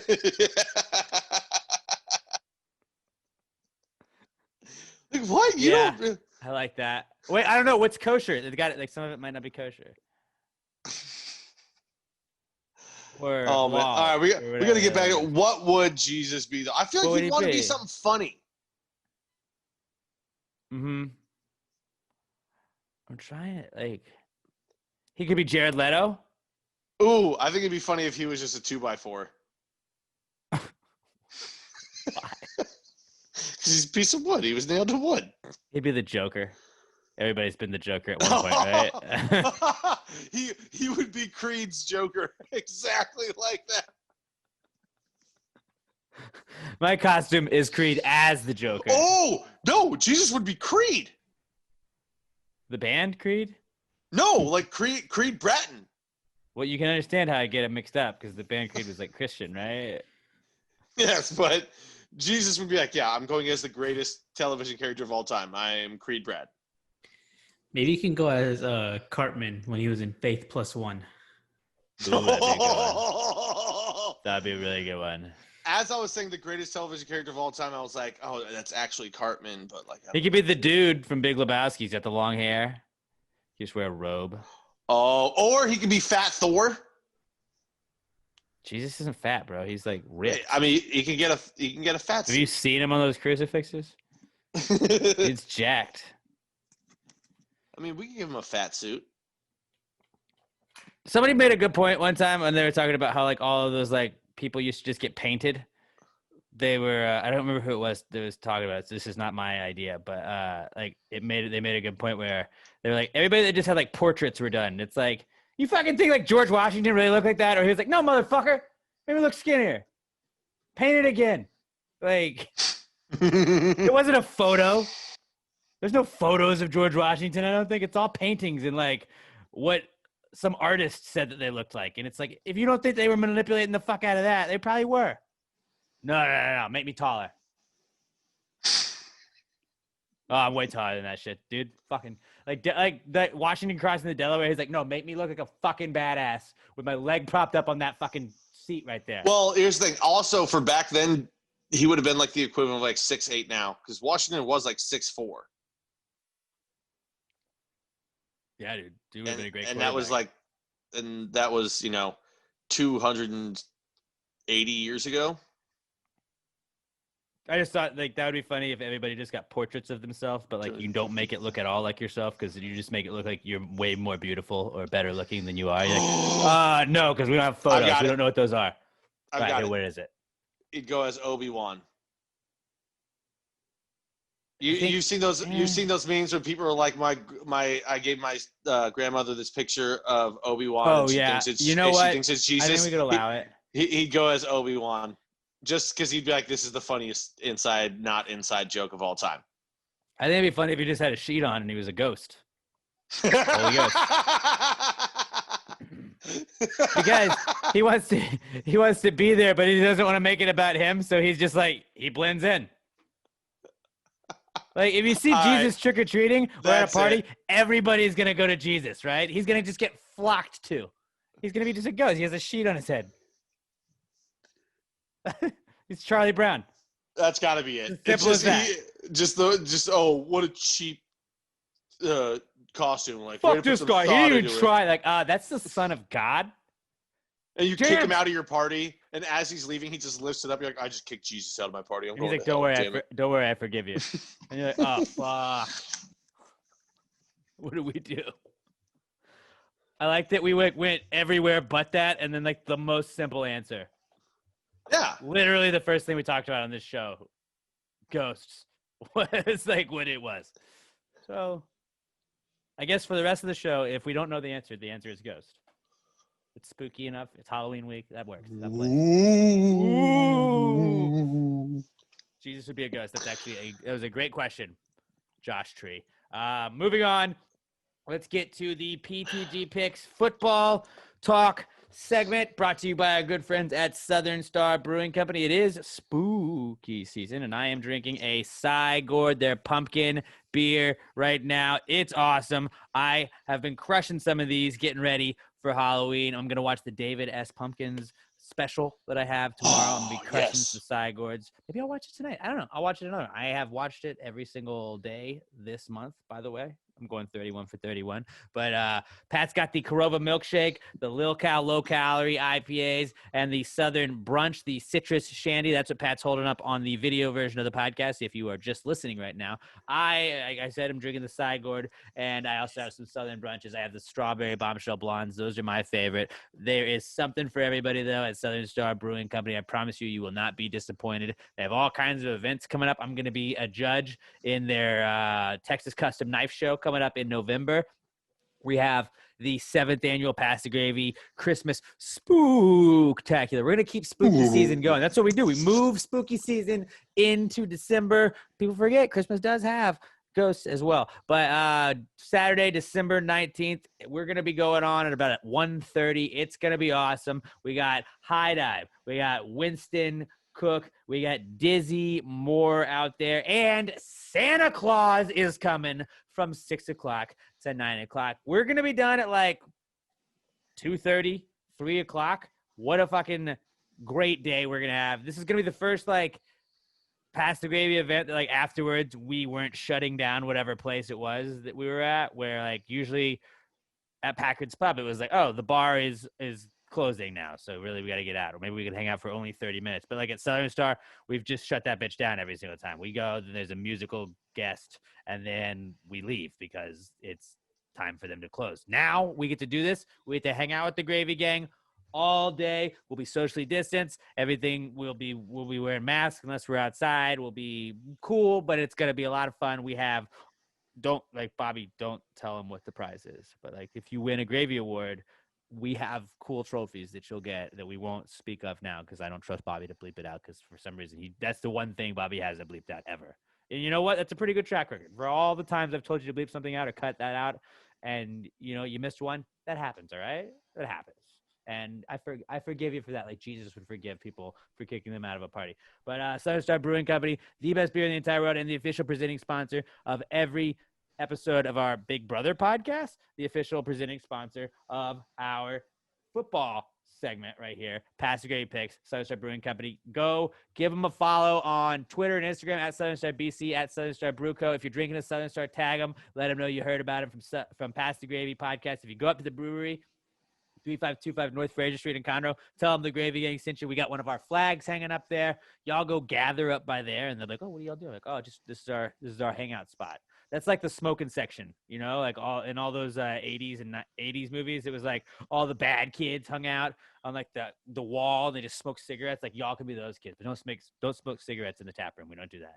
We don't do that in the tap room. We're very respectful of the tap room. It's a nice tap room. My favorite tap room in the entire city. Go check it out. 3525 North Fraser Street up in Conroe. Southern Star Brewing Company, the best beer in the entire world. The official presenting sponsor of our Pass the Gravy picks that begin now. Pat, where do we start? We didn't have a bad week last week. We didn't have a bad week. We went a combined 4-1-1. I enjoy the Pass the Gravy picks, especially when we're doing well, obviously, but it's like it brings Pat and I a little bit closer. I feel like on weekends where it's like I don't feel like I'm rooting against Pat. Obviously I would love to have a better record, but it's like I would also like for Pat and me to be tied with great records at the end of the year. Like, still want to win. I would like to win, but I want to win. I would like to win, but it's like when Pat's going strong and we're both going strong, I'm like, let's fucking go perfect. I want to go 6-0. Oh, I mean, we're rooting hard for. Actually, no. As soon as I get a loss, I'm rooting for a loss from you. Really? Yeah, because I hate losing. I hate. See, when I lose, I'm like, Pat needs to win to bring it up. No. Cream rises. I don't want I need you Pat to bring it to help everything. our record stay up because I always look at it as on the weekend. I root for our bets. Obviously, I'm a team player. You are not a team player. I root for our bets together. Our picks are a different thing. So I want to win. I'm very. Speaking of our picks, I lost last week. Barely. Yeah, We were 4-1-1. I went 12-8-1. Fuck you, Browns. No. That extra point.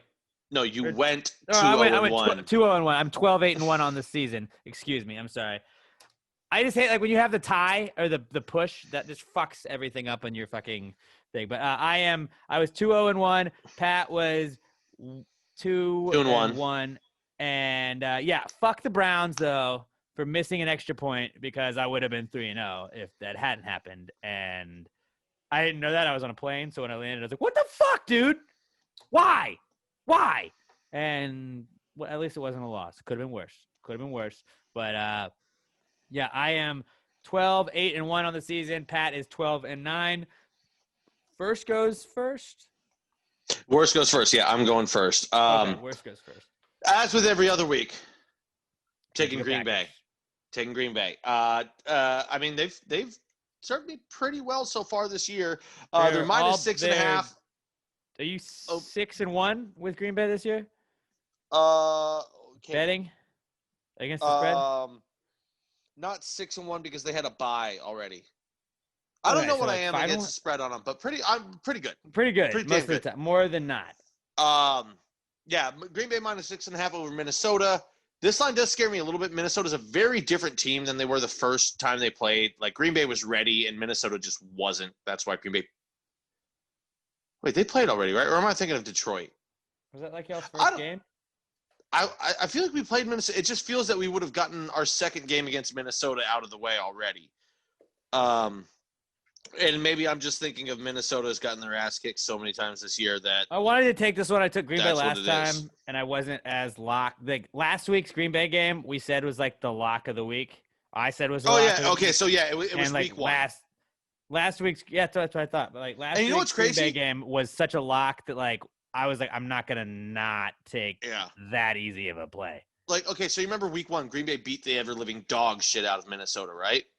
Right. They won by 9. It felt like they just beat the It was shit out of 43-34. I mean, they dominated that Was whole it one game, of but, those like, where it was like the second half, Minnesota kind of came back?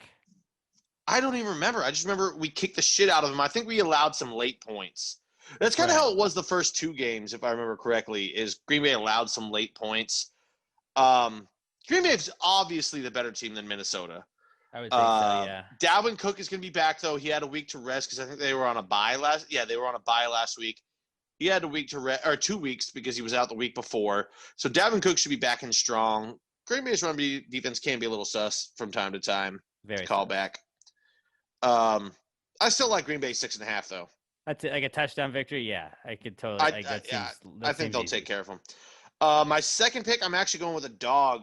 Vegas plus 2.5 over Cleveland, which I just want to point this out now. I'm very used to saying Vegas now instead of Oakland.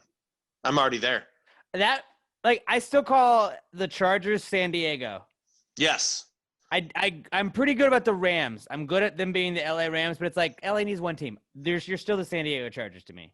You know are. what? Until you win something, win a division, go above 500, and I'll start calling you the LA. Oh, Chargers, they need to move the back. San Diego Chargers. LA, the Rams work there because LA was there or the Rams were there before. That's what it works. You can't just go, hey, Chargers are LA now too. No, they're fucking not. You have no fan base. But anyway, I like Vegas. I like Vegas. They're a hard team to pin down. Do you like Vegas because you like John Gruden? Because you like Josh Jacobs? Is that that's not why. Honestly, that's not why. I love John Gruden. That's not why I like the team. Because that's why I sell They myself play on Vegas, hard. and that's why I have to stay away from them. Because I'm like, I think you just like them because you like Gruden and you like Josh Jacobs. That's why I think I like them. So it's like I stop betting on them most of the time because of I that. like them because they play hard. They're not a great team, but they play hard. That's why I like them. So the Gruden team for sure. It's like the Giants; they play hard. they show up when they need to. They're not always going to get the win. But here's the thing: I think they'll show up well against Cleveland.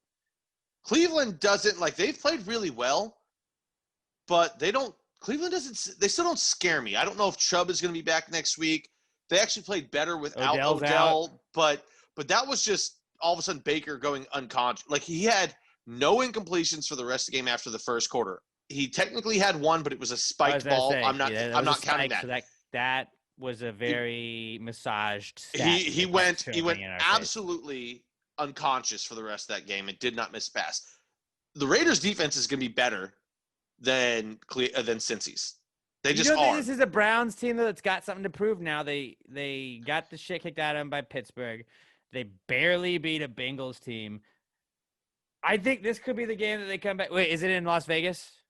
Let me find Las out. Vegas. I just take back what I said because Las Vegas plays. I don't think it matters anyway. I know there's no fans, but like Las Vegas, if it's Las Vegas in Las Vegas, I'm like, okay, I get it. Let's see. Home team's on the bottom, right? Bottom, yes. It's in Cleveland. But I think the Raiders have something more to prove than they did. They played well 2 weeks ago against the Chiefs. They came out this week, looked flat. I think they've got something to come out and play for again. I don't know. I just especially plus 2.5. I like Vegas. Okay, get the points. Vegas plus the 2.5. Yeah, and my final one, Tennessee -6 over Cincinnati. That feels like it almost scares me. I want to say it scares me because it feels the like 6 a gimme. scares me because it's like it does feel easy, and then you're like, wait, 6? Why is it 6? Why isn't it 3?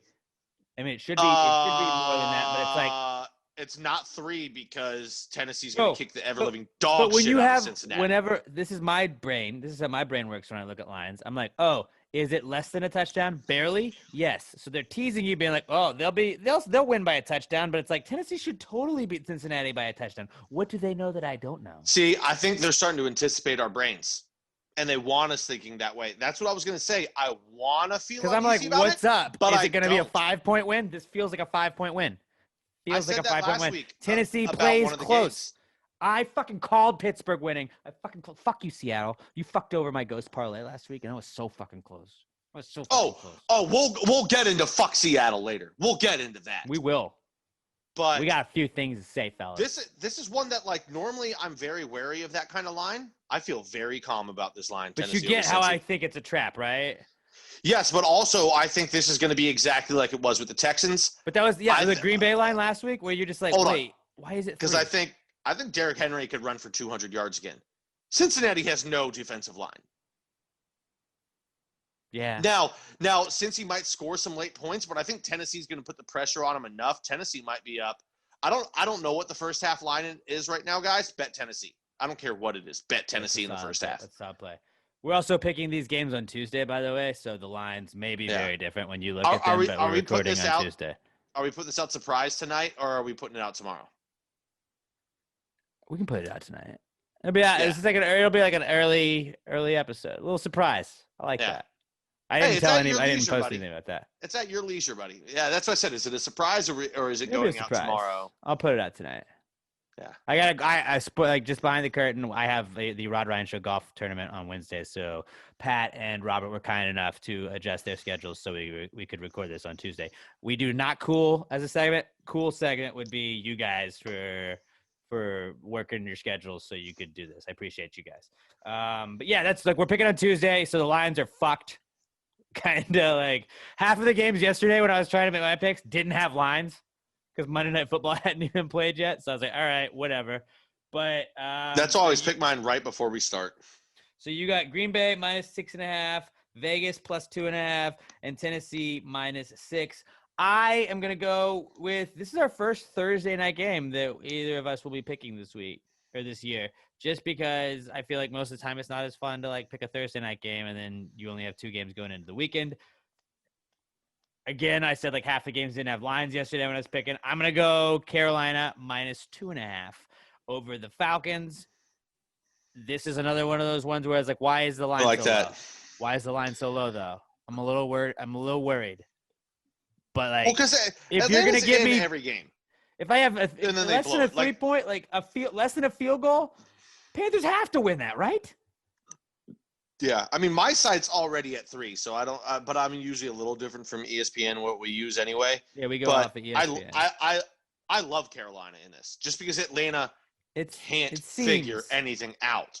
Like they blew the lead to the Lions. Even if they're up 40, I feel like they'll still blow it. I don't know. This one does. I said I love Carolina. The more I stare at it, I don't know. It's like that Tennessee line, but like, see, maybe I'm just overthinking it and they're trying to trick us. That's what they're trying to do. Teddy covers, though. Teddy covers. That should be his nickname. Teddy. His nickname should be Teddy covers. That's what I call him. Now I've started calling him that. Yeah, as of right now, he's Teddy covers. So Teddy Bridgewater, now Teddy covers. Yeah, they're gonna cover. It's a fucking field goal, right? You gotta hit it. Yeah, you gotta hit it. This is one of those where it's like, if I lose this one, I'm okay, honestly, because I'll be like, were you going to take Atlanta and points? Fuck you. Like, you weren't going to take that in good conscience unless you're a Falcons fan knowing that. I'm betting it right now. Yeah, I already have. I've fired on so many. I just put 8 on it. I put a random number. I put $8 on it. It's a random ass. That is a bet random $8 on anything in my life. He just punched his keyboard. That was the first thing he hit. All right. Carolina -2.5 over the Falcons. Pittsburgh +5.5. Over the Ravens. How the fuck are they giving 5.5 points to the Steelers? The Steelers are the only undefeated team in the league. I don't understand. Is this a trap? What is this? What do they know that I don't know? Why is Pittsburgh getting 5.5 points? That's crazy to me because, like, on my side, it's 3.5. So when you saw 5.5, that's fucking nuts to me. ESPN had it. Bovada. Okay, see, that was yesterday on ESPN. It's already changed to 3.5, but you got it at 5.5. Does that count? I can shift it to 3.5 if you'd like. I mean, you got it on Monday. 3.5 seems fair, which I still like. No, okay, I'll switch to the 3.5. No, I I don't. You know what? I just don't want people to be like, "Fuck you, Alex." I'll split the difference on you. I'll give you 4.5. I don't think we get to make up our lines. Well, I mean, there is what it is, and there is where you got it. So I was gonna be, but okay, 3.5 it is then.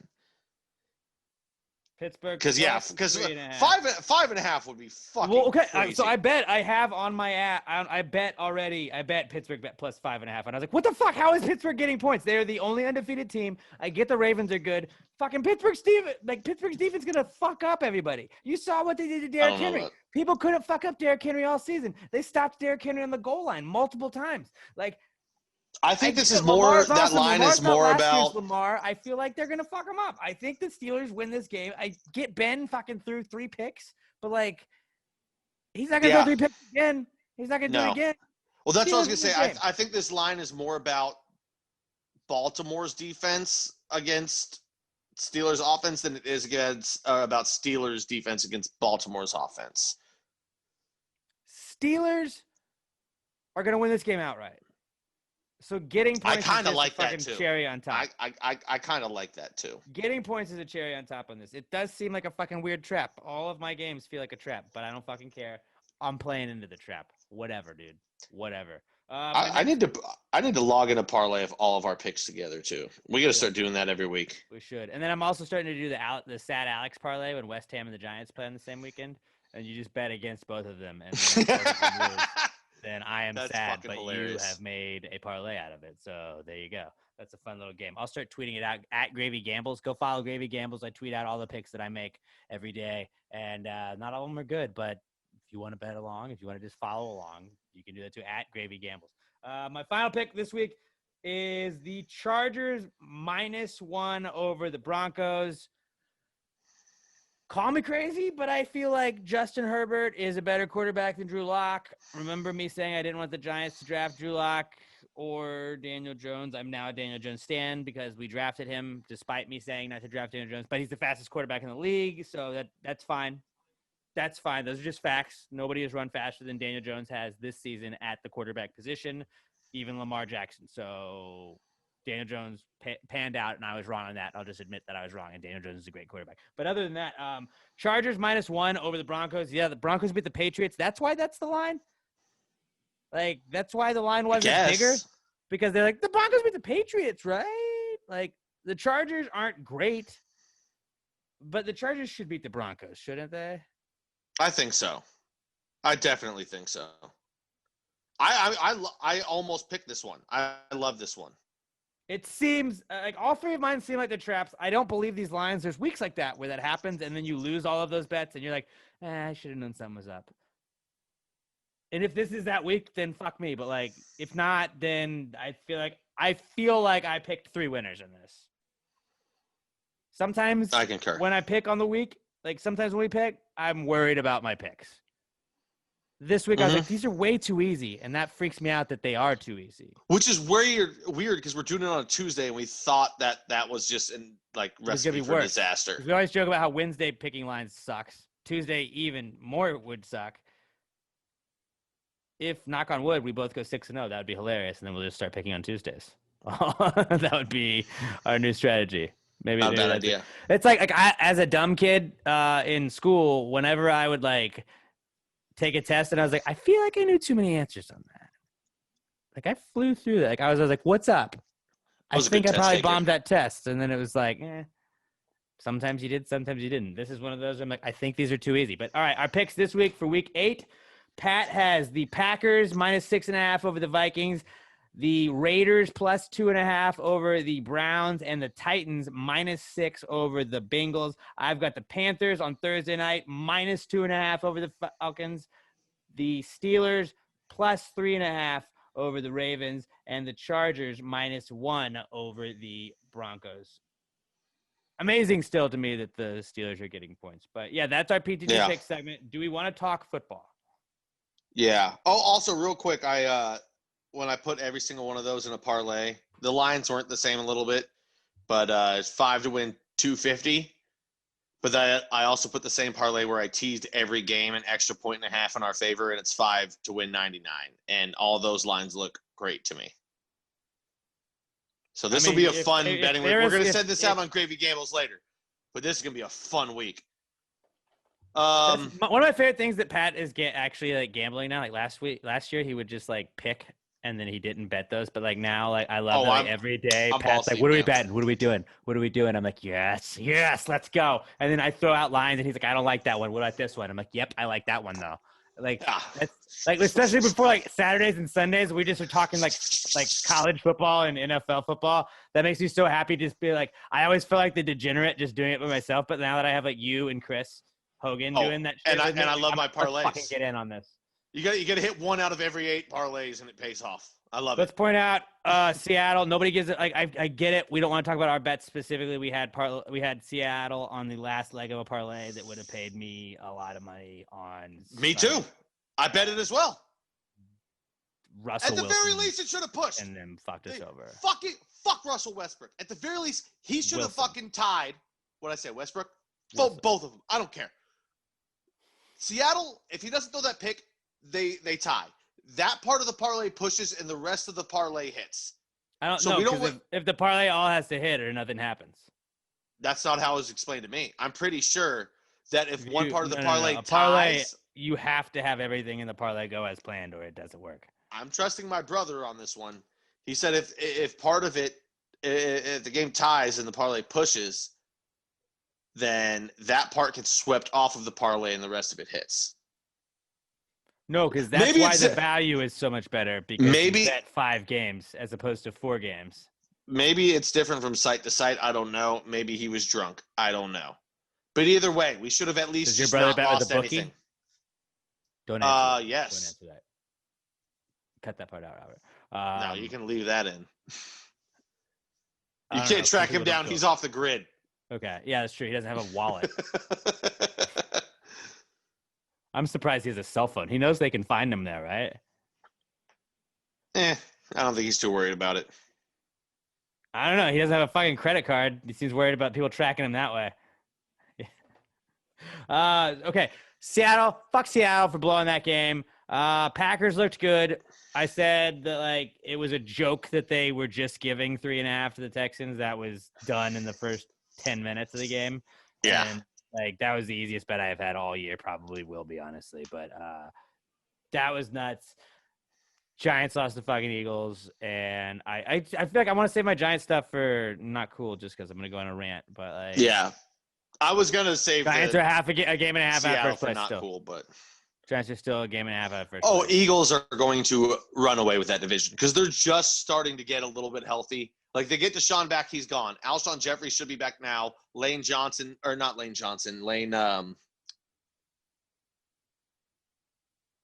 No, some Kelsey.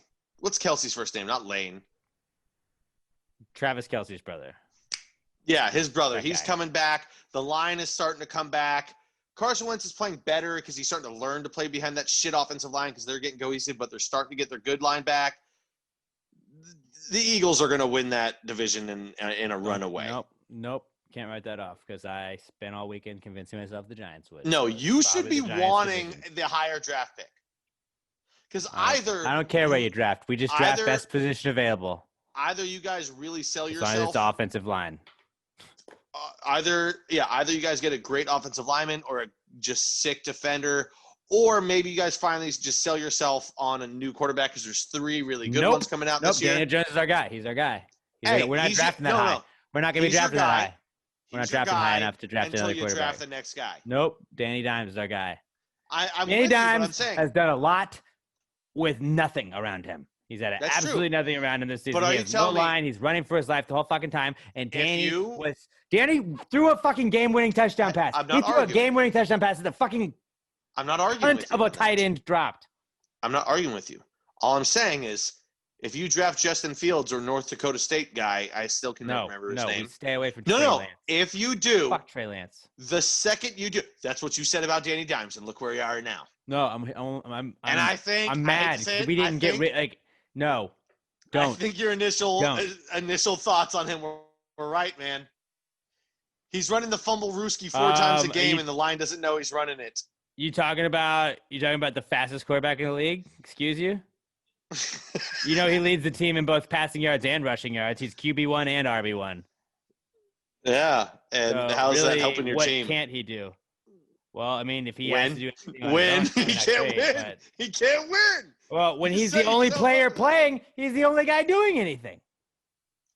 All right? Oh yeah. All right. He let's ran get off our 22 miles an teams. hour. He did that shit, and they should have won that game. The Giants should be in first place in that game. Shoulda, woulda, coulda. I get it. Fuck that. Fuck the Eagles. They're not winning the They division. should. I'm cursing the Eagles. Eagles are cursed. Rams Dolphins. I did it. I held off on it until now. Eagles are cursed. Yeah.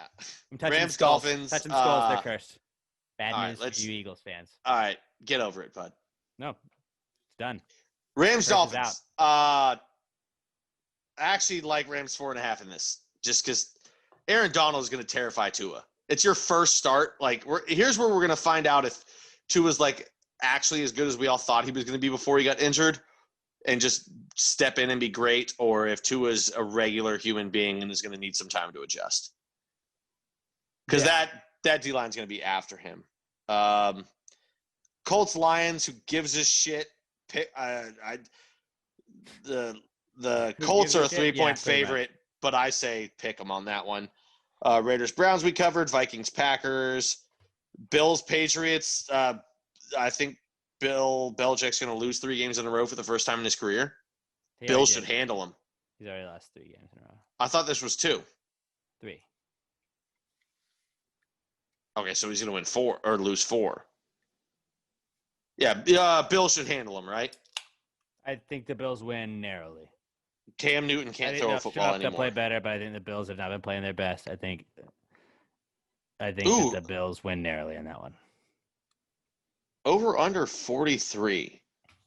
That actually seems pretty good. But I think the Bills could put up a lot of points in that game. As bad as Cam looked, the Patriots defense looked just as bad. But that's my whole thing is like I think that's one of those where it's like it's a Bill Belichick team, so you would assume they're gonna bounce back. And maybe not win. We thought that the last 2 weeks. We thought that the last 2 weeks. But not win, but I think they'll play better next week. Yeah. Chiefs might beat the Jets by more than any team has ever beat another team in the NFL's history. I know the Chiefs are not undefeated, and the Steelers are. I think the Chiefs still win the AFC. I do too, but I've never seen a 19.5-point spread in the history of the NFL. You'd bet it, wouldn't you? You insane person. I'm probably going to bet that. To take the 19? Oh, I'm going to bet the Chiefs, yeah. Giving 19.5 points against the Jets. It's absolute insanity. Remember when last week you were like, no, it's okay. I can lay 13 to the Jets as a bit like with the Bills. And I was like, Pat. The Chiefs are way better than the Bills, though. I always tell you, Pat, double-digit NFL point spreads. You bet the points. You take the points. I know that. Because most of those games are less than 2 scores. Jets. This is the goddamn Jets. They're on a streak, though. They are on a one-game covering streak. Talking about. A one-game covering streak. I'm not going to throw a lot on it, but I'll throw 5 on it just because it's the funniest line. Don't touch that. If you do, you take the points. For $5. 19.5 points. That's somebody gives me 19.5 points on anything, I take it. That's the funniest fucking line in the history of the NFL or in the history of any sports. It's professional sports, and it's 19.5 points. That's fucking hilarious. That's a college football line for a D1 versus a fucking mid-major. The Giants were 10-point underdogs in a Super Bowl one time that they won. That's true. Ravens, Steelers, we covered. Titans, Bengals, Chargers, Broncos, Saints, Bears. Saints. Dude, the Bears are somehow worse with Nick Foles. I'm out. Although Michael Thomas is kind of a problem now. I don't know what's up with him. Yeah, but the Bears won't be able to stop Kamara, so it's good. They still got Kamara. That's true. And then really the Bears offense is just it's worse than with Trubisky, which is somehow unbelievable. Do we put Trubisky back out there and give a shot? No. Yeah, you that's what they should do is put Trubisky out there and just let Nick Foles play every second half. He can't start. He's the worst quarterback system. He's the worst. Like, unless the starter goes down for the year, he has to know he's number 2 to play well. He was awful with the Eagles when he got the starting job. Like, to be the starter and not just came. Like, Foles sucks, and I love that the Bears give him all that money. I love it. It's like, well, they traded, it's like Halloween so he had all candy that money, me. So they had to. Well, that's what I'm saying. They're still the ones giving it to him. But then let's talk about Monday Night Football, I guess. Like, obviously, upset of the century, Giants are probably going to beat Tom Brady. People forget the Giants are good at that. No. Oh, hold on. Before we get to that, nobody from that Giants team is on that team, but still. No. Eagles, Actually, Cowboys, and I have Buccaneers 11. This is a Tom Brady revenge game, too. He's going to beat up on a bad Giants team. I don't know. Giants are historically good against Tom Brady, so. Not these Giants. Gronk is starting to look like Gronk again, too. That team's getting scary, dude. Also, here's the thing, though. Godwin is out. Godwin broke his finger last week. And without Godwin, then where are we all? They've got God. They've got Goatwin, though. They've got Tom Goatwin Brady. Oh, Tom 0-2 against the Giants when it matters, Brady. Just pointing things out. Giants. I know it's a Giants century. They get it done. They move on. You think? You like the 11-point favorite? Normally, I know not to bet double-digit spreads, but like this year is just nuts.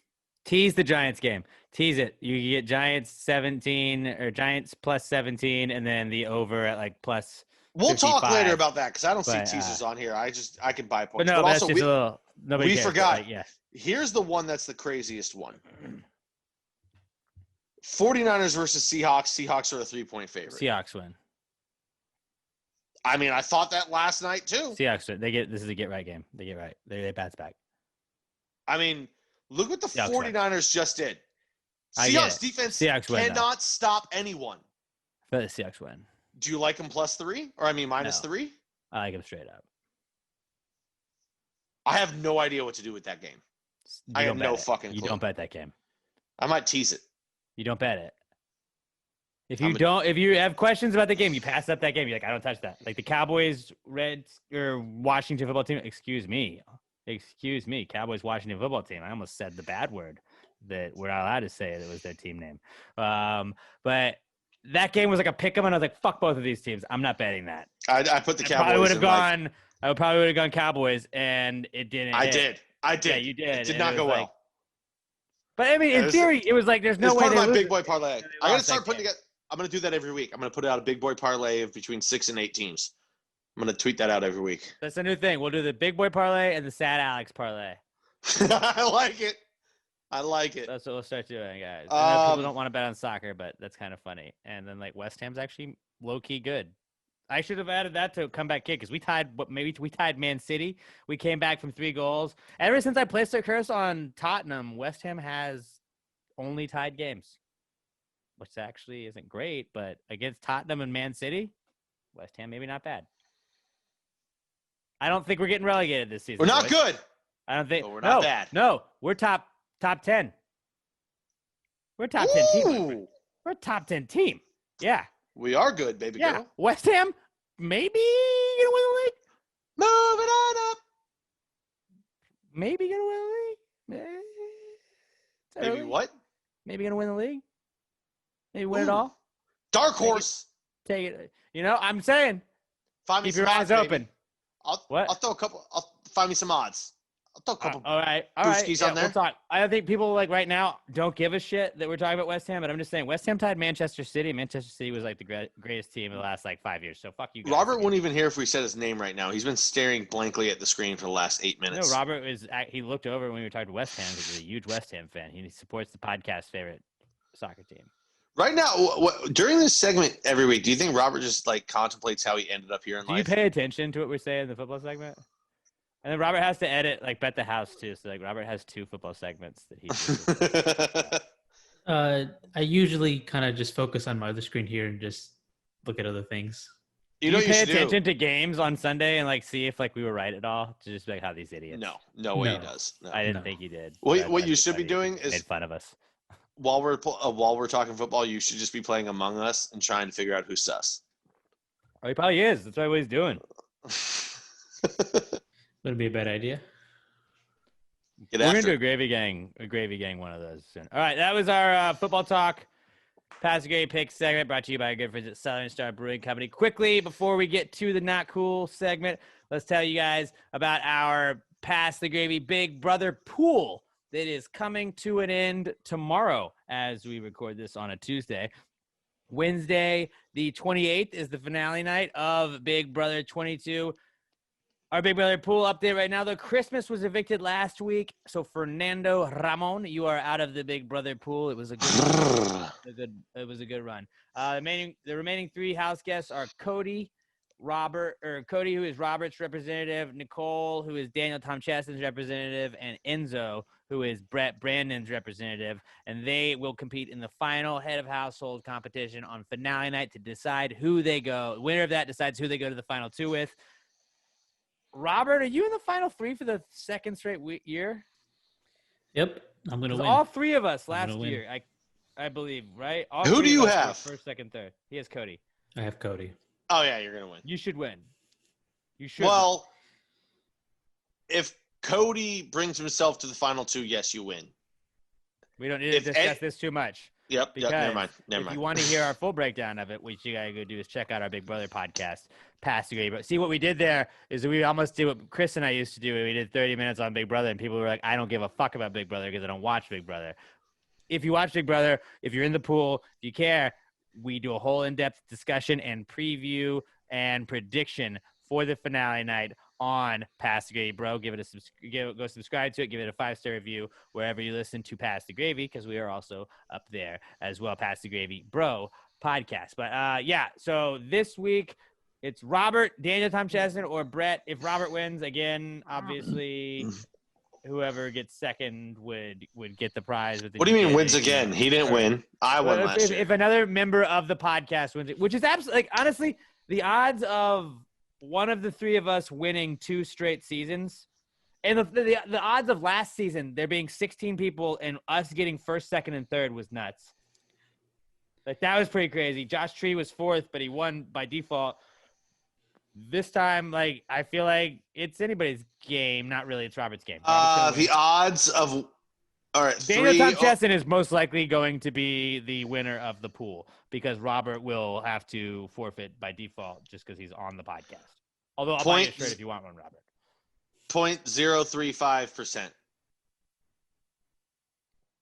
It better go. If Cody wins the final HOH, that's how it should go. Or maybe it's 3.5%. I'm not sure if I did the math right on this, but 3 over 16. There's 3 of us out of 16, and I times that by 2 for 2 years, and I got 0.035. Stonks. So that's either 0.035% or 3.5 because I'm not sure where to put the decimal. You know what? We're not a math podcast, so it seems right. No, there's a 3 and a 5. The odds were insurmountable, but we proved them wrong. We might have. We did, according to your calculations. That may or may not be correct. Moving on, though. That's our Big Brother recap. We got the finale tomorrow night. Pat will be with us, correct? Oh, yeah. It'll be Pat, myself, my wonderful, beautiful girlfriend, Emma, and Chris Hogan. We will be going live right after the finale. I am not drinking at a golf tournament, guys. I am sacrificing myself. My liver thanks you and Big Brother and myself also for not drinking. But, like, I will be sober. I'll be ready to go. We're going to have a hell of a breakdown. And then I think on Thursday, some of us are going to come back. We're going to do a season recap where we listen to the first episode. We made predictions, and then we make fun of ourselves for how wrong we were on things or how that sounds fun. It is. Pass the Gravy, bro. Subscribe to it. Give it 5-star reviews on iTunes, Spotify, iHeartRadio, wherever else you listen to podcasts. And while you're doing that, subscribe to a recent study suggests Robert Barbosa and his girlfriend, or his partner, his partner Sam. That is there, and that is forcibly on the Pass the Gravy podcast network as well. Go give it a 5-star review, subscribe to it, and say something nice in the comments about it because it's a good podcast. And I think Bobby, you're really coming along. And I think you got a guest coming up in the next few weeks. I'm really excited about. So we have a guest coming up this coming Monday. Is it me? It's not. I guess we'll have to find out. We'll have to find out. You're right. Maybe it's Pat. Maybe it's Pat. Maybe it is a ghost. I blacked out for like 4 days. I don't know what happened. It's true. He does that all the time. So yeah, there we go. And let's get into the not cool segment. where you hit us up with something that happened to you that you just would make you say, hey, man, that's not cool. It could be stubbing your toe on the way to the bathroom in the middle of the night where you can't see. That sucks. Or you could get stabbed. That's also not cool. But it's brought to you by our good friends at Alamo Remedy CBD, my favorite CBD place, your favorite CBD place, America's favorite CBD place, AlamoRemedy.com. Almost all of their items are priced at $17.99. They contain 250 milligrams of CBD, which is about 50% off of the national brands.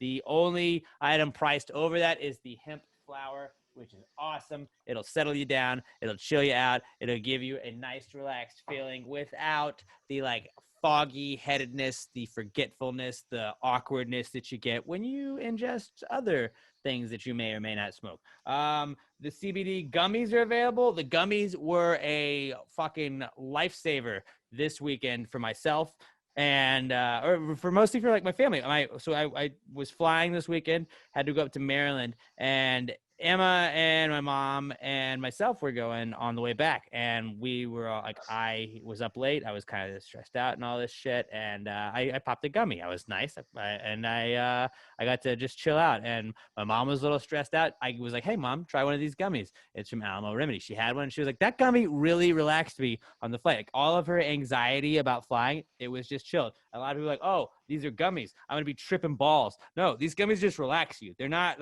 you're not going to be high off of these gummies. You're going to have the gummies. If you're stressed out, you're going to just be like, I kind of want to take a nap, maybe. I don't know. Worst case scenario, you just take a nap. Best case scenario, you're not stressed out. You're just chilled out a little bit more. It's kind of just a de-stressor, a stress reliever. It's awesome. I promise you, my mom loved them. I think you're going to love them too. And if Mama P loves the CBD gummies from Alamo Remedy, why wouldn't you love them? So go check them out.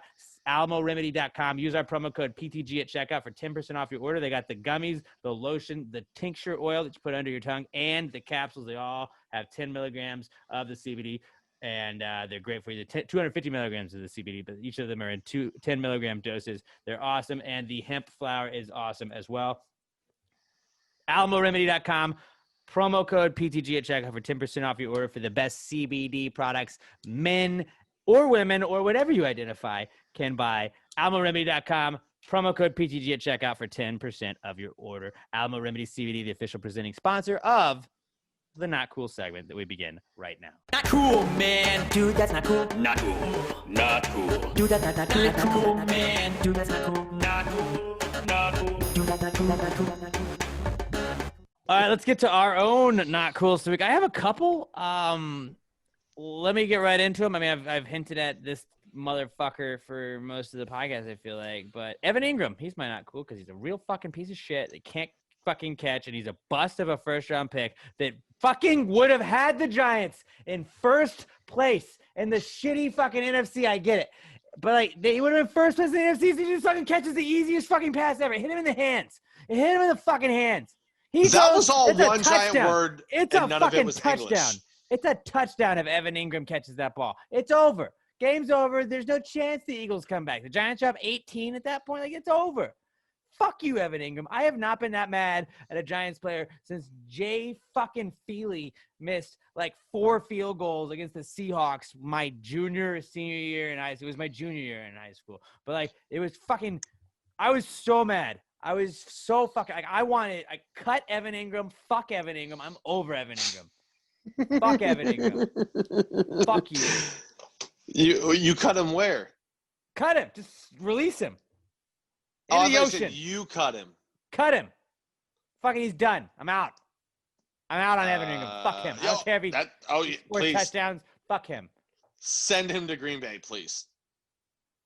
Yeah, I'll take him. And he'll suck for you and drop passes too. Actually, we don't need him. We got tight ends that make catches when we need them. Daniel Jones could not have thrown a more perfect ball. Right, it was right in the hands. All he had to do was fucking catch it. He gets paid to catch footballs, and he didn't do it. If you think about it, maybe he's being a team player, and he purposely dropped that so that you lose, so you get a better draft pick to help the team in the long run. He's not going to be on the team next year, so it doesn't fucking matter. His contract's up, so his bitch ass is out of here, and I'm glad. Fuck him. I would literally take I would take Robert as a fucking tight end instead of Evan Ingram. Line Robert up. Fuck Evan Ingram. Wow. He's the worst. I hate him. I fucking hate him. I would curse him, but he's on my team, so I'm not going to curse him because I can't do that, and it would be detrimental to my own team. That's wild. Wow. He's the worst. And Evan Ingram is my first not cool. My second not cool is my flight got delayed on the way to Maryland. So my original route was we were going to fly to – I went up to a funeral for my uncle this weekend, and – we were supposed to fly from Houston to Charlotte, North Carolina, then from Charlotte to Salisbury, Maryland. It rained for like 20 minutes in Houston on Friday. And in that time, the flight that was supposed to land that we were then board to go to Charlotte was rerouted to San Antonio, which meant we weren't flying out of Charlotte we weren't like flying to Maryland that night. So then we ended up having to stay in Charlotte on Friday night. So we flew Houston to Charlotte, then Charlotte, we got up early in the morning and flew to Maryland. And it's just one of those things where it's like, what the fuck? Like, we didn't do anything. Like, it's, I understand how delays work, but it just, when it happens to you, I didn't do anything, man. I'm just sitting here, just waiting. And you're already like waiting to board anyways. And like, I was already kind of drunk. So then I got more drunk. And like, then I just ended up passing out in a hotel in Charlotte, but like, it was fine. It was an inconvenience. And instead of getting to go up there and spending 2 days up in Maryland, I was only able to spend like about 24 hours up there. But just flight delays, that shit fucking sucks. It had been a minute since I flew or anything like that. But like I told y'all earlier, it was kind of like, I was like, I think things are going to be okay. People kind of, most of the people respected that shit. And did they space the seats? Or was it just packed in? No, they didn't space the seats anymore. I think it was just Southwest that was still doing that, and they just ended that. But, I mean, I kind of understand it. They got to make money. But also, like, the airlines. Oh, yeah, because they don't make enough. Well, but that was another thing. I was like, fuck you, airlines, because they were saying, like, well, no, because of our end, like, when you get to Charlotte, just talk to them, and they'll help probably put you up in a hotel room. And then they're like, yeah, we can't do anything about a hotel room. Like, oh, cool, I'll just go fuck myself. Thanks. American Airlines, we'll get you to your place eventually, but you can go fuck yourself. Like, that's really what their motto is. Sleep in a seat. We don't care. Fuck you. We got your money. Sorry. So that was my other not cool. It's just like airport delays and shit like that. And then it's brutal. My other one is like, it's like a serious one, I feel like, but it's like time and regrets are, because I was up there in Maryland and like my uncle lived up there and he had helped take care of my grandfather and my grandmother before they passed away too. And like my dad was one of 4 people in a family, my grandma, my grandpa, my uncle, and him. And he is the last remaining like living member of that family right there. And like, it was like, I was up there in that house and that was the first time I had been there since like any of them had passed away.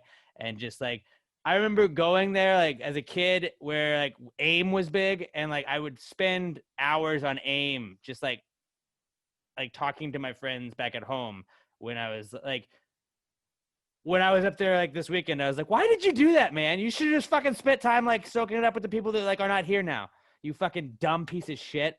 And it was like, yeah, young Alex is a fucking idiot. Everybody's an idiot when they're young, but it was like, it made me really sad where it's just like when you have those regrets where you're like, you should have done this, dumbass. Like all the times where you think like you don't want to do things. And I understand when you're younger, things are different, but it's like, it was one of those moments where it's like, I wish I could go back and I wish I could have spent more time with those people that are no longer with me. And like, just fuck that I don't know, man, just like soak up those people that are around you. When you have when you have the opportunity to see the people that you love, those family members that are always proud of you, that are there for you. Like I know I'm not trying to be corny, but just fucking soak that shit up, man. Like that was like, I have been lucky to not have a lot of like loss in my life, minus my football teams and stuff like that. But like with like family members, like I've been very lucky, and that was just it's all kind of hit all at the same time where it's been a couple of years that we've lost a bunch of them. And like being up there in that house was just like, man, if you had just paid more attention to that, like it wouldn't have changed anything. But like I would have probably still had other regrets anyways. But just when you start getting those regrets and they start catching up to you, and just time where you're like, fuck, man. Like when you were younger and when you saw your grandparents came into town for Thanksgiving, I was so excited and I was so happy. And I was like, I just wish I could go back to that shit. That's all the stuff that keeps flooding back to you. That's just what makes you sad. And it's like those memories and shit like that keep you going. But then it's also the shit that you have the regrets with what I should have done. And I should have spent more time calling them, and I should have checked in on them more often. And it wouldn't have changed the outcome of anything, but I felt shitty for that shit. So just, if you got those loved ones around you guys, just maybe text them and say, I love you. That's my cheesy ending. Not cool. I got a couple that I can run through real quick. Number one is just going to be, if you're watching the video, you can see right there, I got a burn on my hand. I took a pan out of the oven the other day, and I used a towel to get it out, but I didn't fully cover my hand. I feel like we talked about this last week. Yeah, but like now it's to the point where like this is an update. It's no, we didn't, because this happened on Saturday. And this is the longest I've ever been without actually popping like the blister, like the burn blister. And I want to so bad, but like I'm also like, well, I know you're not supposed to, so I kind of want to let this thing heal to see what happens. But also every day I just like play with it. And I'm like, oh, I'm gonna get you. And then I'm like, no, don't do it. So it's annoying. I want to fuck with it and I can't. My second not cool is just football and me believing that the Cowboys could win and betting on them. That was dumb.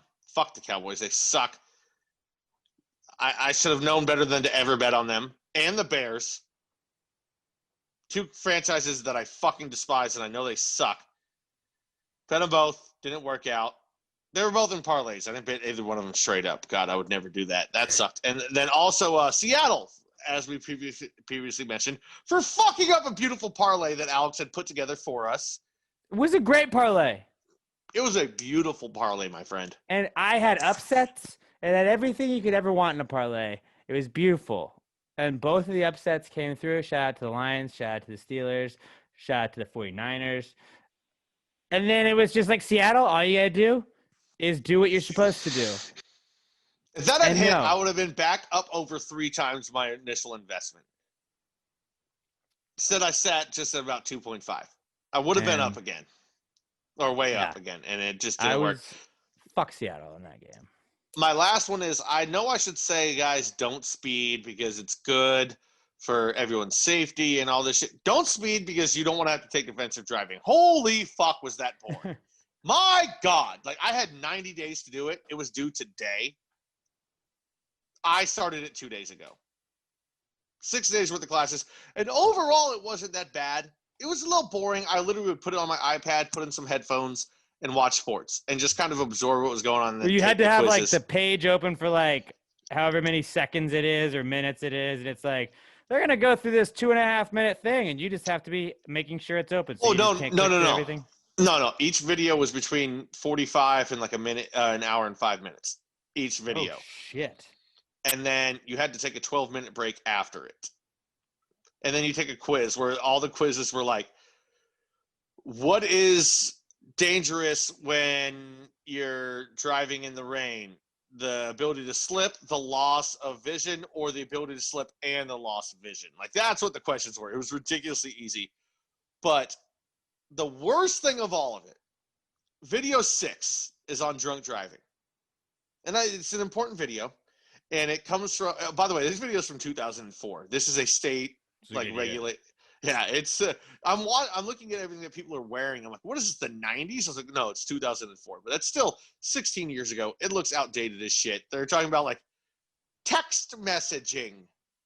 Like, just the way they say shit, you're like, this is ridiculous. Even like I was watching, no surprise I was watching The Office, but like it was at the very end where they're like, we should make a Facebook page for the Dunder Mifflin.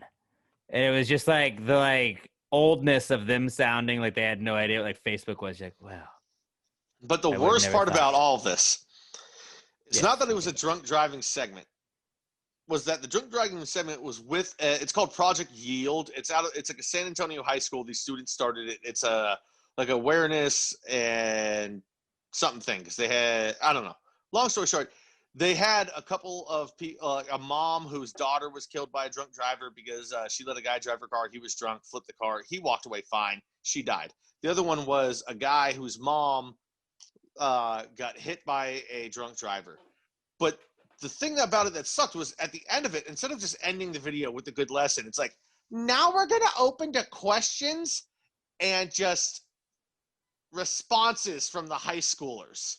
And I was like, the questions I get, but then it gets to the one girl who's the overachiever girl in high school that everyone knows. She's like, I just want to thank you guys for being here. And it just, you're so awesome. And like, and thank you. And I'm like, why is this part of a defensive driving course? This girl has nothing to say. She's not saying, she's just saying, thank you for being here. You're so brave. And I'm like, shut the fuck up. End the video. I've been here for 6 hours. Now, I did it over a couple days. But I'm like, you just added 5 minutes to this fucking video. And you said nothing of importance to defensive driving.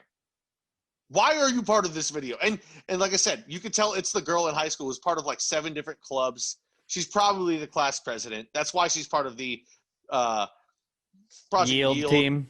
Yeah, and I'm just like, shut the fuck up. So guys, don't speed, because then you got to listen to this bitch. Not cool, her. Follow the traffic laws, guys. From Pat. That's Pass the Gravy. Follow traffic laws. Pat says that. I want you. Put verbal meme. I'm sorry, I keep cutting you off. Verbal meme. Pat over Uncle Sam's head with him pointing. I want you to follow traffic laws. I want you to not have to listen to this video. That's what it should say. I want you to not listen to that bitch. She's probably like a state representative at this point now. Ironically, it was Alexandria Ocasio-Cortez. No, because this was specifically from Texas. It was out of San Antonio. I know. Where that school was. I don't know any fucking San Antonio senators. But like, there probably are some. I don't know. Just like, I was so close to the end of this, and this girl is just going on and on. Oh, that's what questions and comments, and she was the only one with a comment. The only one. She didn't have a question, which of course all the questions are force fed to them beforehand. Yeah. But then I was like, why is this part of the video? This is supposed to be a learning video, an instructional video. And then just like, I'm 18 and I think you're brave. Like, get the fuck out of here. Shut up. And I probably seem like a total fucking asshole, but I don't care. I hate her.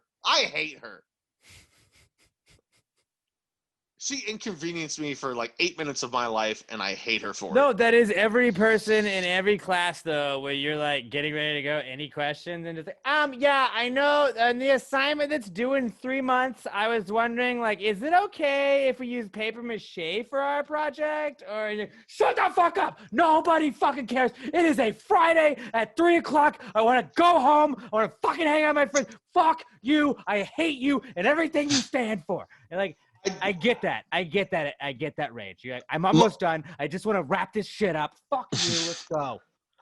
My buddy told me to take the comedy course one because it's funny, but I was like, no, I'm taking the basic one because I'm not going to watch it. I'm going to put my headphones in. Well, the comedy one, I'm going to listen in person, don't you? Well, no, there's online ones too, but I was like, I just want to absorb enough. And because this one was promoted as 99.9% of people pass. I think I missed 3 questions during, like, after every section, it gives you a quiz of like 8-10 questions, and I think I missed like 3 because I like one of them I misclicked, and then 2 of them I just like I wasn't really paying attention during that statistic, and then I took the final quiz and I got 100 because it's the easiest goddamn thing ever. But like, yeah, guys, keep your head on a swivel. I'm not gonna say don't speed because we all speed, but keep your head on a swivel for cops. Bobby, they're just doing their job. Don't get mad at them. How are you gonna tap that one?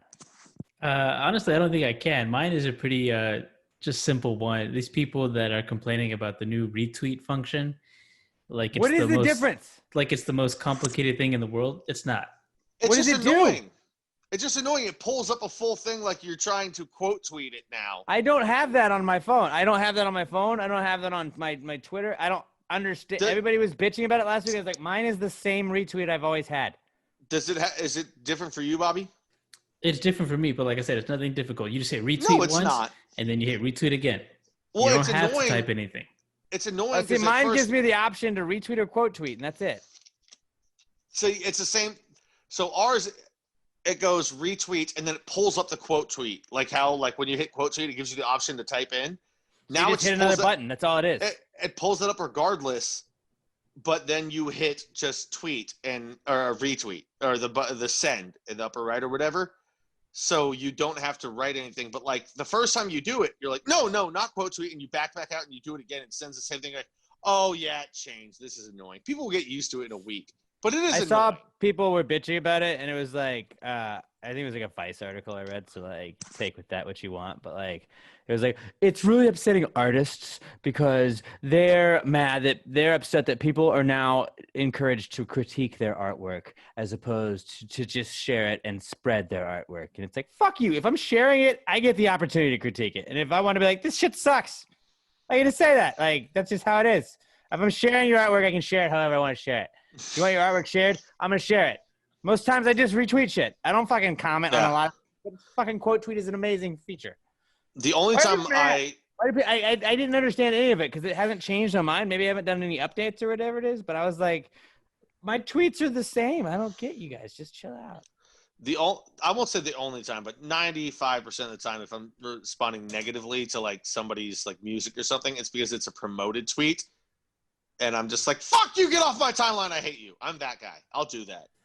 Well, Facebook I did it to Luke updates, Combs today. Like new Facebook changes to the Facebook templates make me way more madder than Twitter has ever made me.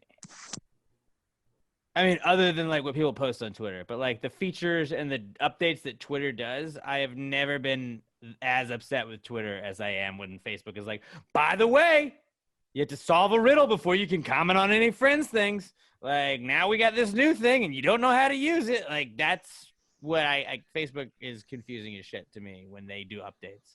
And I figure them out eventually. But like, Twitter is pretty simple. Twitter's been always pretty simple. Facebook updates tend to be a little bit more drastic. This one on Twitter, it was just an annoyance. Because Twitter, whenever you're like, I'm overthinking it, you are overthinking it. Because it's like, I just retweeted it. You just comment on the person's tweet. Like, that's literally all it is. There's no photo albums. There's no tag. Like, you can tag people, I guess. There's no, like, stickers. There's no poking on Twitter. It's just like, here's my thing, and it's gone in 15 seconds. See you later. Now it's on timeline's out. Like that's how it works, and like that's why Miss Poke Horse. It's Man, old fucking toxic of all of them, but like old school Facebook was so much fun. Well, follow me on IG at Alex J Middleton. I need to get my followers up. I'm working on 10K. Not to brag, but that's our not cools then, huh? Mm-hmm. People getting mad over Twitter. That was a good one, Bobby. That was a good one. Bobby has been bringing some shit to the table. Not that you don't always bring shit to the table. I'm just saying, we're batting a little earlier than usual in the order this week because we got to go on Tuesday. But I think you brought it both times, whether it be your pre-cum segment thoughts or you're not cool. I think they've all been solid. So shout out to Bobby Jokes and Pat and everybody that sent us anything. Hashtag PTG not cool at Pass the Grade Pod if you want to send us your not cools. Now we'll move to the answers segment where a long time ago when I was in third grade, Miss Winter's class at Farr Elementary in Lawrenceville, Georgia, I was told that there was no such thing as a stupid question. I raised my hand, stupid people. asked a question, and was made fun of and laughed at. And I vowed to myself at that point in time that there will be no such thing as a stupid question when I am in charge. And I was never put in charge. So I started a podcast and I sort of put myself in charge. So it's kind of like I'm in charge. But if you guys have a question, if it's a high thought, something you thought of while you were in the shower, something you thought of while you were drunk, something you heard a friend say, something you saw online, just something you wanted to hear our reaction to, hit us up on Twitter at PassGradePod, hashtag PTG Answers. If you don't have a Twitter, we prefer Twitter. We check Twitter first. That's how we get most of our stuff. If you don't have a Twitter, answers at PassGradePod.com is also what you can use. But hashtag PTG Answers on Twitter at PassGradePod. I'm at Alex J Middleton. Pat's at not Pat Dan. Robert is at Robert Barbosa03. This is the Answers segment brought to you by Little M Air Fresheners for the entire month of October. It's the final week of October right now. But all of their air fresheners are going to be 50 cents.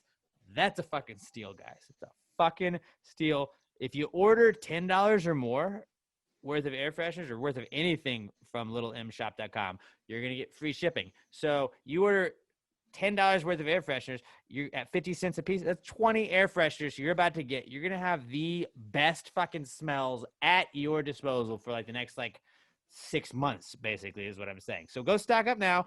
Go if you get the if you get the 20 air fresheners, hit us up. I will give a shout out next week to every single person who goes to littlemshop.com right now, littlemshop.com, and purchases 20 air fresheners.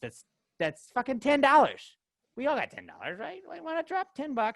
10 buckaroos at 50 cents a pop. You're gonna go get you send me your receipt. You can black out everything you got to black out. You send me your receipt and hit us up at Pass the Great Pod. I'm at Alex J. Middleton. Let me know, and I will give you guys a shout out on next week's podcast. 50 cents on all of the air fresheners through the end of October. Little M's also releasing some Halloween themed items this October as well, along with some spooky season freebies in the Little blog. All of that is available at littlemshop.com. That's littlemshop.com, the best air fresheners in the entire world, and the sponsor of today's Answers segment. littlemshop.com, littlemshop.com. Again, if you spend $10 or more, you're going to get free shipping on your order. So order 20 or more air fresheners. Hit me up with a screenshot of your order, and I will give you a shout out on next week's podcast. All right, guys, let's get to the Answers segment. Well, if you just answer the question, why don't you just answer the question? Be honest, no big deal. Yeah, answer the question. Don't change the subject, just answer the fucking question.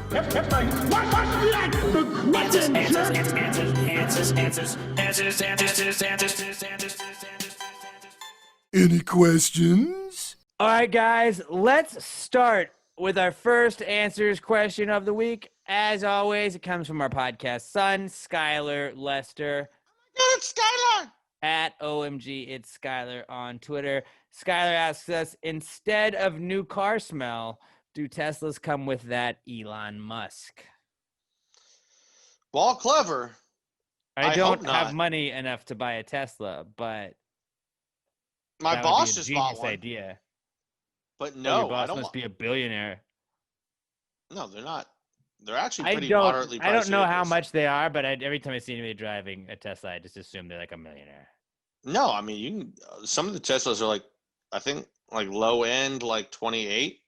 Still, I know, but like, because they're so futuristic, I'm like, you're probably a millionaire I mean, or a scientist. One of the he two. did. He did get hit and run like 3 days ago. Like he got rear-ended and they just took off. But doesn't a Tesla just follow the car and like fuck it up and document that shit? That's what I thought they're for.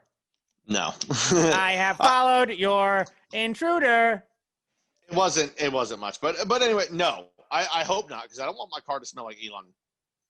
I don't know what he smells like. Probably nice because he's rich. I would assume that would be like a just like a fragrance as opposed to like an actual musk smell. I don't want my car to smell like someone else. It's either going to smell like me or new. Or that's what we got. I mean, he probably smells better than me. I'm not going to lie.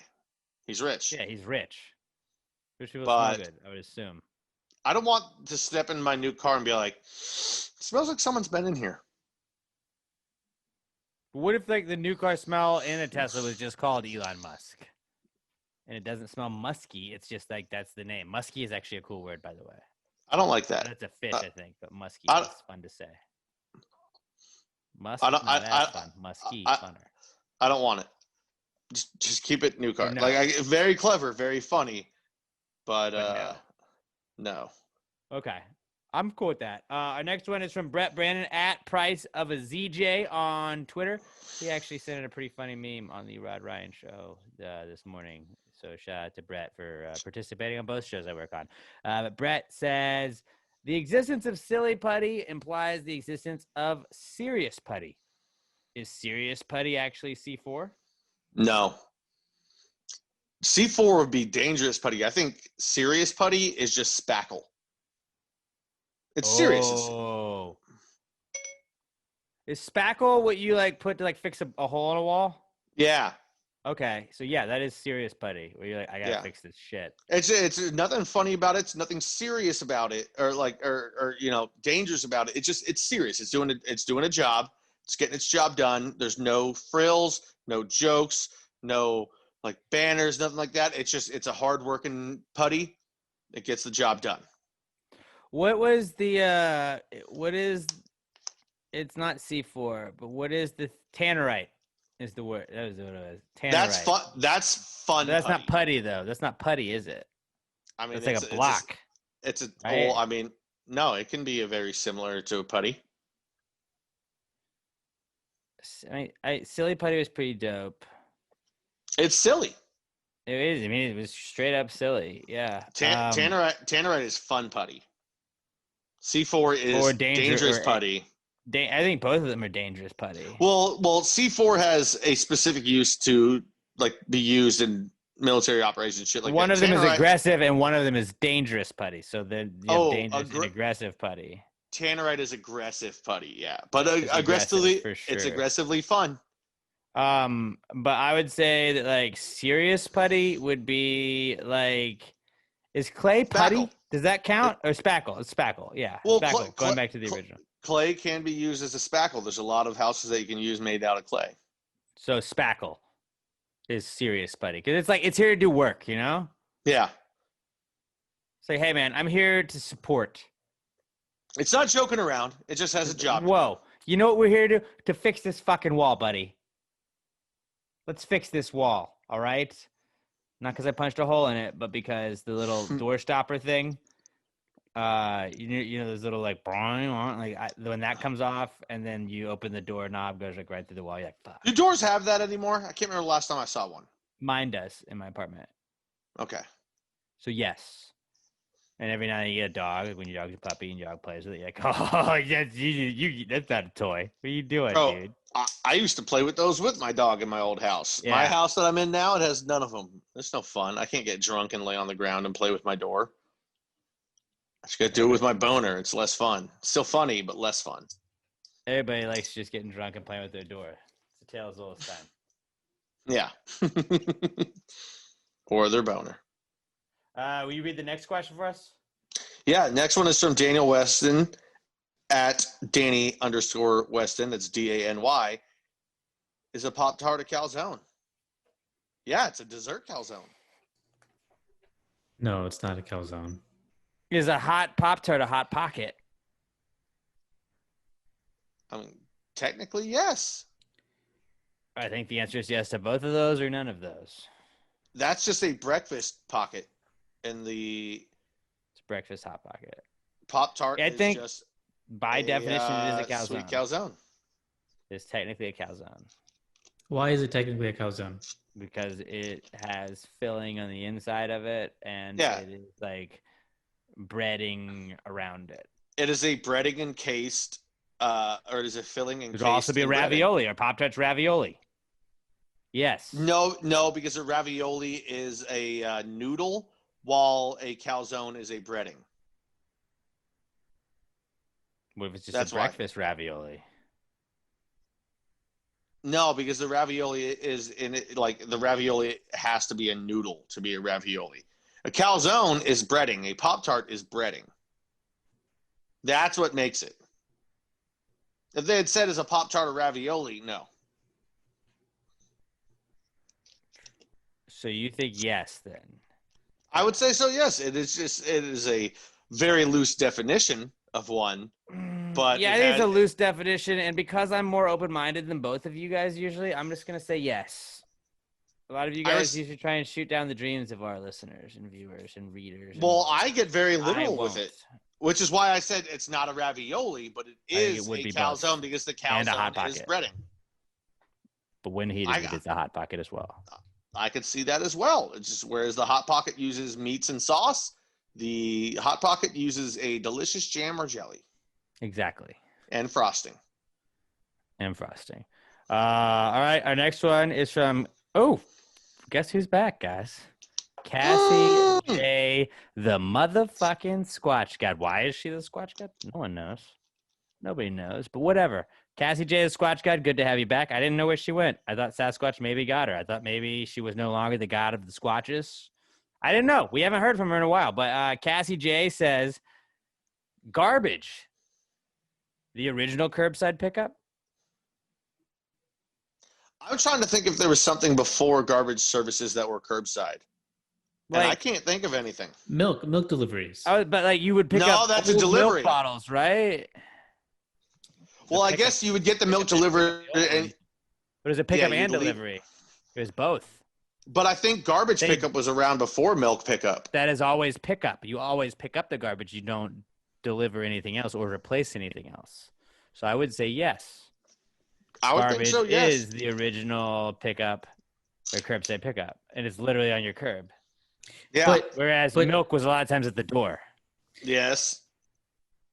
Okay, sure, if you want to go that little, but doesn't curbside pickup imply that you have the option of picking it up and taking it, or going And curbside in? pickup to me typically is me going to a location. Yeah. But like if it's on your, that's straight up curbside pickup. Yeah. And they didn't have like to-go restaurants probably before they had that stuff. So I feel like curbside pickup doesn't have to be you picking up. It is just curbside pickup. Okay. What about newspapers? They would be left on your curb. You would pick them up. Ooh. I feel like trash pickup was around before that though. Whereas you used to have to newspapers, go. it became trash. Before suburbs were as It's a big as they classic are chicken now, and egg situation. you were just in the city, and you had to go to the little kid in the the funny cap that was like extra, read all about it, get your newspaper here, and you had to go to him to get it. And I guess that was on the curb, but I think trash pickup was still around before that. When was the first newspaper delivery? Let me look. Yeah, when did trash pickup become a thing? That's what I want to know. I mean, that has to have been around for a long, long time. 1833. According to the first thing I saw from csmonitor.com, according to multiple reports, newspaper delivery began with Barney Flaherty, age 10, originally of Cork, Ireland, who became the very first newspaper boy for the New York Sun in 1833.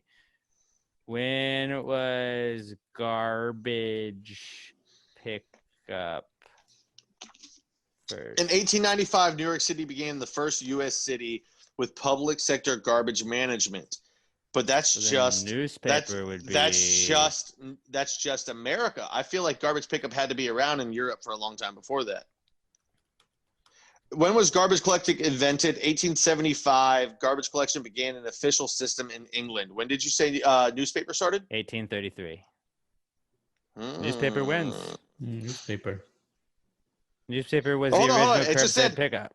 It said garbage and collection. And really, you're getting something. Hold on. It says garbage collection became an official system in England in 1875. Could have been unofficial way before that. Right, I think he became the first official newspaper boy in 1833. I mean, I feel like the Greeks and stuff had to have some form of garbage pickup. I was with you, Pat.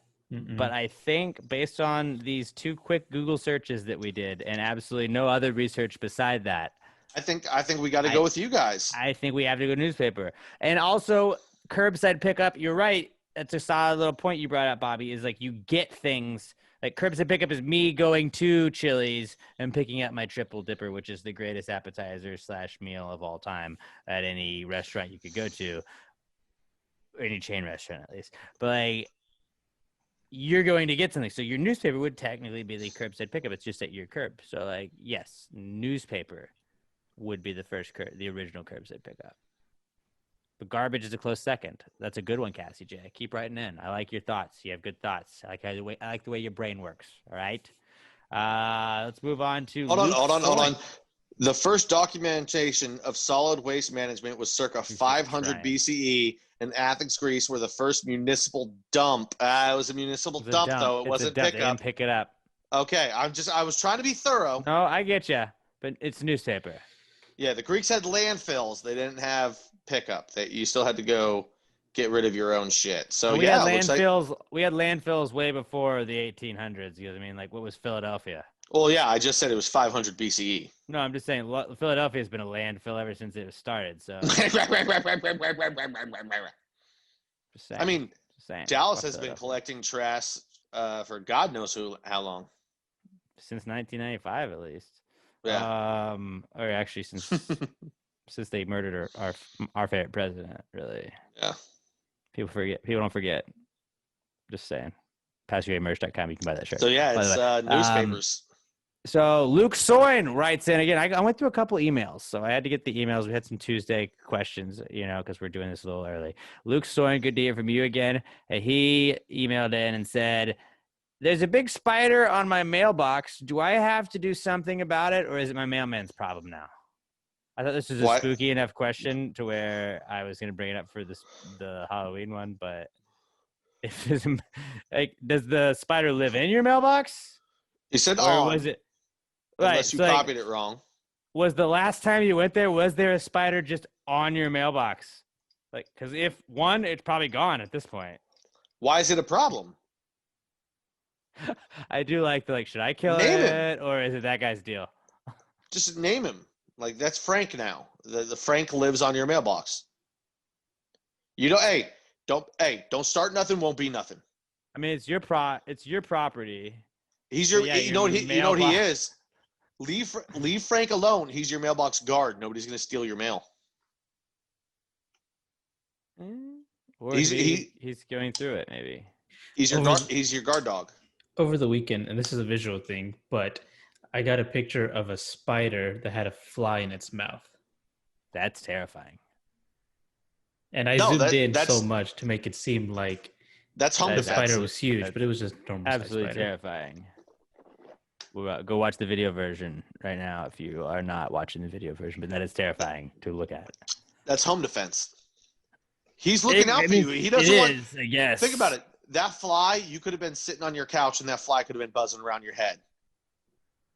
But Dino just took care of that fly for you. I like Dino as the name for a spider. That's kind of cool. Yeah.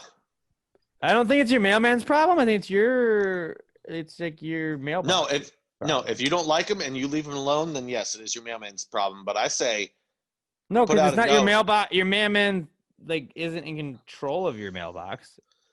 But if you don't want to deal with it, and he has to keep putting mail in it, he doesn't like it. Is the spider going to get the mailman? Maybe. Well, if the spider or if the mailman also does not like spiders, then it is his problem. If you just don't deal with it. Or is it my mailman's problem? That was just my favorite way to ask that. No, I say. Should I deal with this? Or should I let this fucking random guy deal with it? I say I don't think it's a problem. Now I know I'm How not big of a bothered by problem spiders, can the spider be? Is the spider fucking with your shit? Or is there just a spider on there? Because I feel like you can just leave it. When you go to get your mail, does that spider do that thing where he stands up and two of his legs are just up in front, hey, my mail, and just bats one arm at you? You know how some mailboxes, the old school ones, you had the flag that you'd raise if you had mail to get picked up? Mm-hmm. Do you think he just keeps closing the flag? I think one of mine has that, but I don't know if it would work because I tend to. That would be funny if you had a spider that just kept setting the flag down. He's like, no, we have no mail to get picked up. That impression that you were doing, Pat, made me think of the spiders doing that thing that everyone tells humans to do, if they encounter a bear. It's make yourself bigger. That's what the spider's doing. Trying to scare away the human. So it does seem like that's probably what they would be doing, though. They're trying to. That makes me think: are spiders secretly hilarious? Everyone's scared of them, but are they just whoa, big guy, get away from me? I'm big now too. Stop it! They might be. Go away. Go away. I don't think it's anybody's problem. Unless the spider's actively fucking with you, I think it's nobody's problem. Just let the spider chill. Yeah, let him bite you and then turn into Spider-Man. I don't know. He's just trying to scare away mail thieves. That's actually, what it is. Yeah. It's basically he's your guard spider. Security. He's your guard spider. And in this day and age where there's these mail-in ballots, you want to make sure that there's no mail fraud. And if you have a guard spider, I think you're in a really solid spot. It's Frankie 8 Legs. He's running protection for you. Oh, Frankie Ocho over here. Frankie Ocho. That's what they call him. Hey, you give me protection money, I take care of your mail. Just send it to Frankie Ocho. I got you, bro. Frankie Ocho is such a good name. He got 8 lives. Not quite like a cat, but he's close. You maybe get me once. You might get me twice. Maybe even 3, 4, 5, 6, 7 times, but you won't get me to 8. 8 times? No fucking chance. I'm going to keep coming back. And guess what? By that 8th time, you swap me, I got 800 babies that come out. And they're going to eat you. And then, boom, you're in a web. And I'm eating you. My name ain't Charlotte either, buddy. You don't fuck with my buddy's mail. All right. And then they just went on like a spider tangent where they talked like they were a spider. And I don't think spiders have accents. Yeah, I say leave Frankie alone. Leave a note for your mailman. Just says, hey, that's Frankie 8 Legs. Don't fuck with him. He Frankie won't fuck Ocho. with you. Frankie Ocho. Not Frank Ocean. Frankie Ocho. Frankie Ocho. Frankie Ocho is the security guy for Frank Ocean. Just leave the mail and there won't be no problems. There's Frankie going to be no Ocho problems. won't If you mess with try and take the mail, there'll be 8 problems for you. I'll tell you that much. Here's problem 1. Here's problem 2. Here's problem 3. Problem 4. Problem 5. Problem 6. Problem 7. Problem 8. Arachnid. Ever heard of it? Just leave the mail and go along your business. I hope you're dropping off my 8 dumbbells I ordered on Prime. Because I'm going to fuck you up next time, buddy. Maybe grease the wheels with a fly or 2 for Frankie. Robert is so over that joke. Okay. Let's stop with the spider joke. Please stop. It's not a real spider.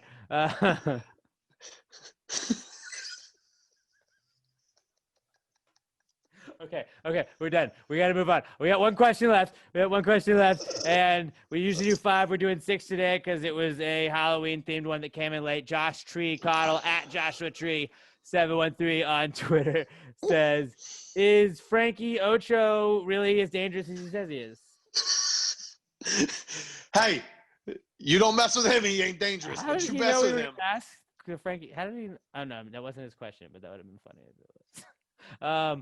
Josh Treecoddle says, is Halloween the perfect holiday to crash a party? You're in a costume and you can drink all you want whenever you want. I think like definitely to sneak in for sure. It would be a solid one. Like if you have to have a mask though. Yeah, and make sure you depending on your costume. Make sure now if you really want to just be able to go wherever you want and not have to answer questions so people can I don't recognize the face. Who are you? Dress up as a mime, because then you're still in costume. You cannot answer with a voice that they can realize. You just mime everything. And then they're like, oh, I don't know. That's actually a good one too. You wear a spider costume and you say, I'm Frankie Ocho. Don't fuck with me. And then you get kicked out of the party early. So you go hang out with your mailbox spider. They try and mess with you and you just shit webs on the floor. Shit webs on the floor. Yes, that's what you do. Go as him. Yes, it is the perfect holiday, though. Like, if there's a party going on, you just kind of – it's like college. You see a party, you can just walk into it. But Halloween is college for the world. And then they're like, who do you know here? And you're like, I know Frankie. And they're like, who's Frankie? Like, Frankie Ocho. Like, I don't know who that is, but okay. And they just keep going. You just got to show up with a little bit. I don't want to ask any more follow-up questions to who Frankie Ocho is. That sounds weird. I don't want. Frankie Ocho sounds like a guy I don't want to get on his bad side. Oh, you don't. Oh, you don't. Oh no. Oh, Frankie Ocho. He'll fuck you up 8 ways to Sunday.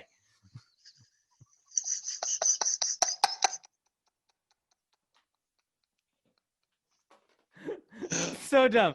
It's so dumb. Oh, I love dumb. it so much. I'm sorry. Okay. That's all we got. Yes, Halloween costume parties are the best ones to crash for sure, And then yes, you're also like the silliest if you get kicked out of a Halloween costume party because it's like you have to walk out. Like the walk of shame in a costume probably sadder. It's like this doctor is really sad walking out. Yeah, but if you dress as a ghost, you can cause a scene. Like, I'm gonna haunt you forever. You fucked with the wrong ghost. Actually a good idea. So yeah, that's the easiest ones to crash. That's it, guys.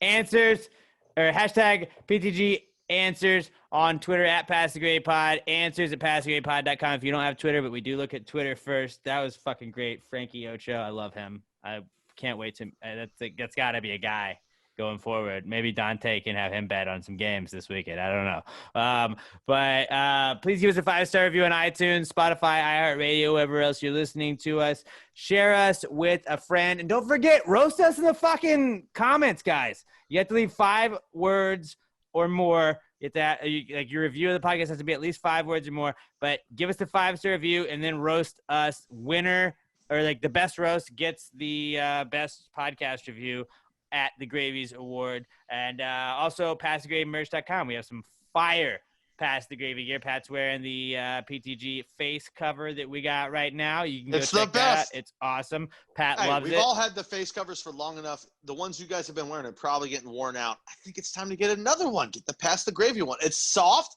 It's silky. It's smooth. It's better than any of the other. Hey, there's big companies out there selling face covers like this, Gators, if you want to call them. I'm not just saying this because we sell it. It's better. It is just. I bought one from another company before we had these. Then I got this one. So much better. They're great. Shockingly better. Merch.com. We got our Gravy or Gamble Gang shirts you can get. You got the regular PTG logo shirts. We got the office shirt. Shout out to Raimundo Benavides. He went to vote. He went to vote in his Pass the Gravy office themed shirt. That was pretty awesome. Don't wear the Dallas Kill JFK one to a polling place. Our podcast son Skylar last time went to vote and had to turn it inside out. So that is political apparently. So don't do that. But all the other shirts I think are fair game. Go check it out. PassTheGravyMerch.com. Support your favorite podcast. Please share us with a friend. And I can't wait to talk to you guys next time. Until then though, pass the gravy. Bitches! I was working late on my October.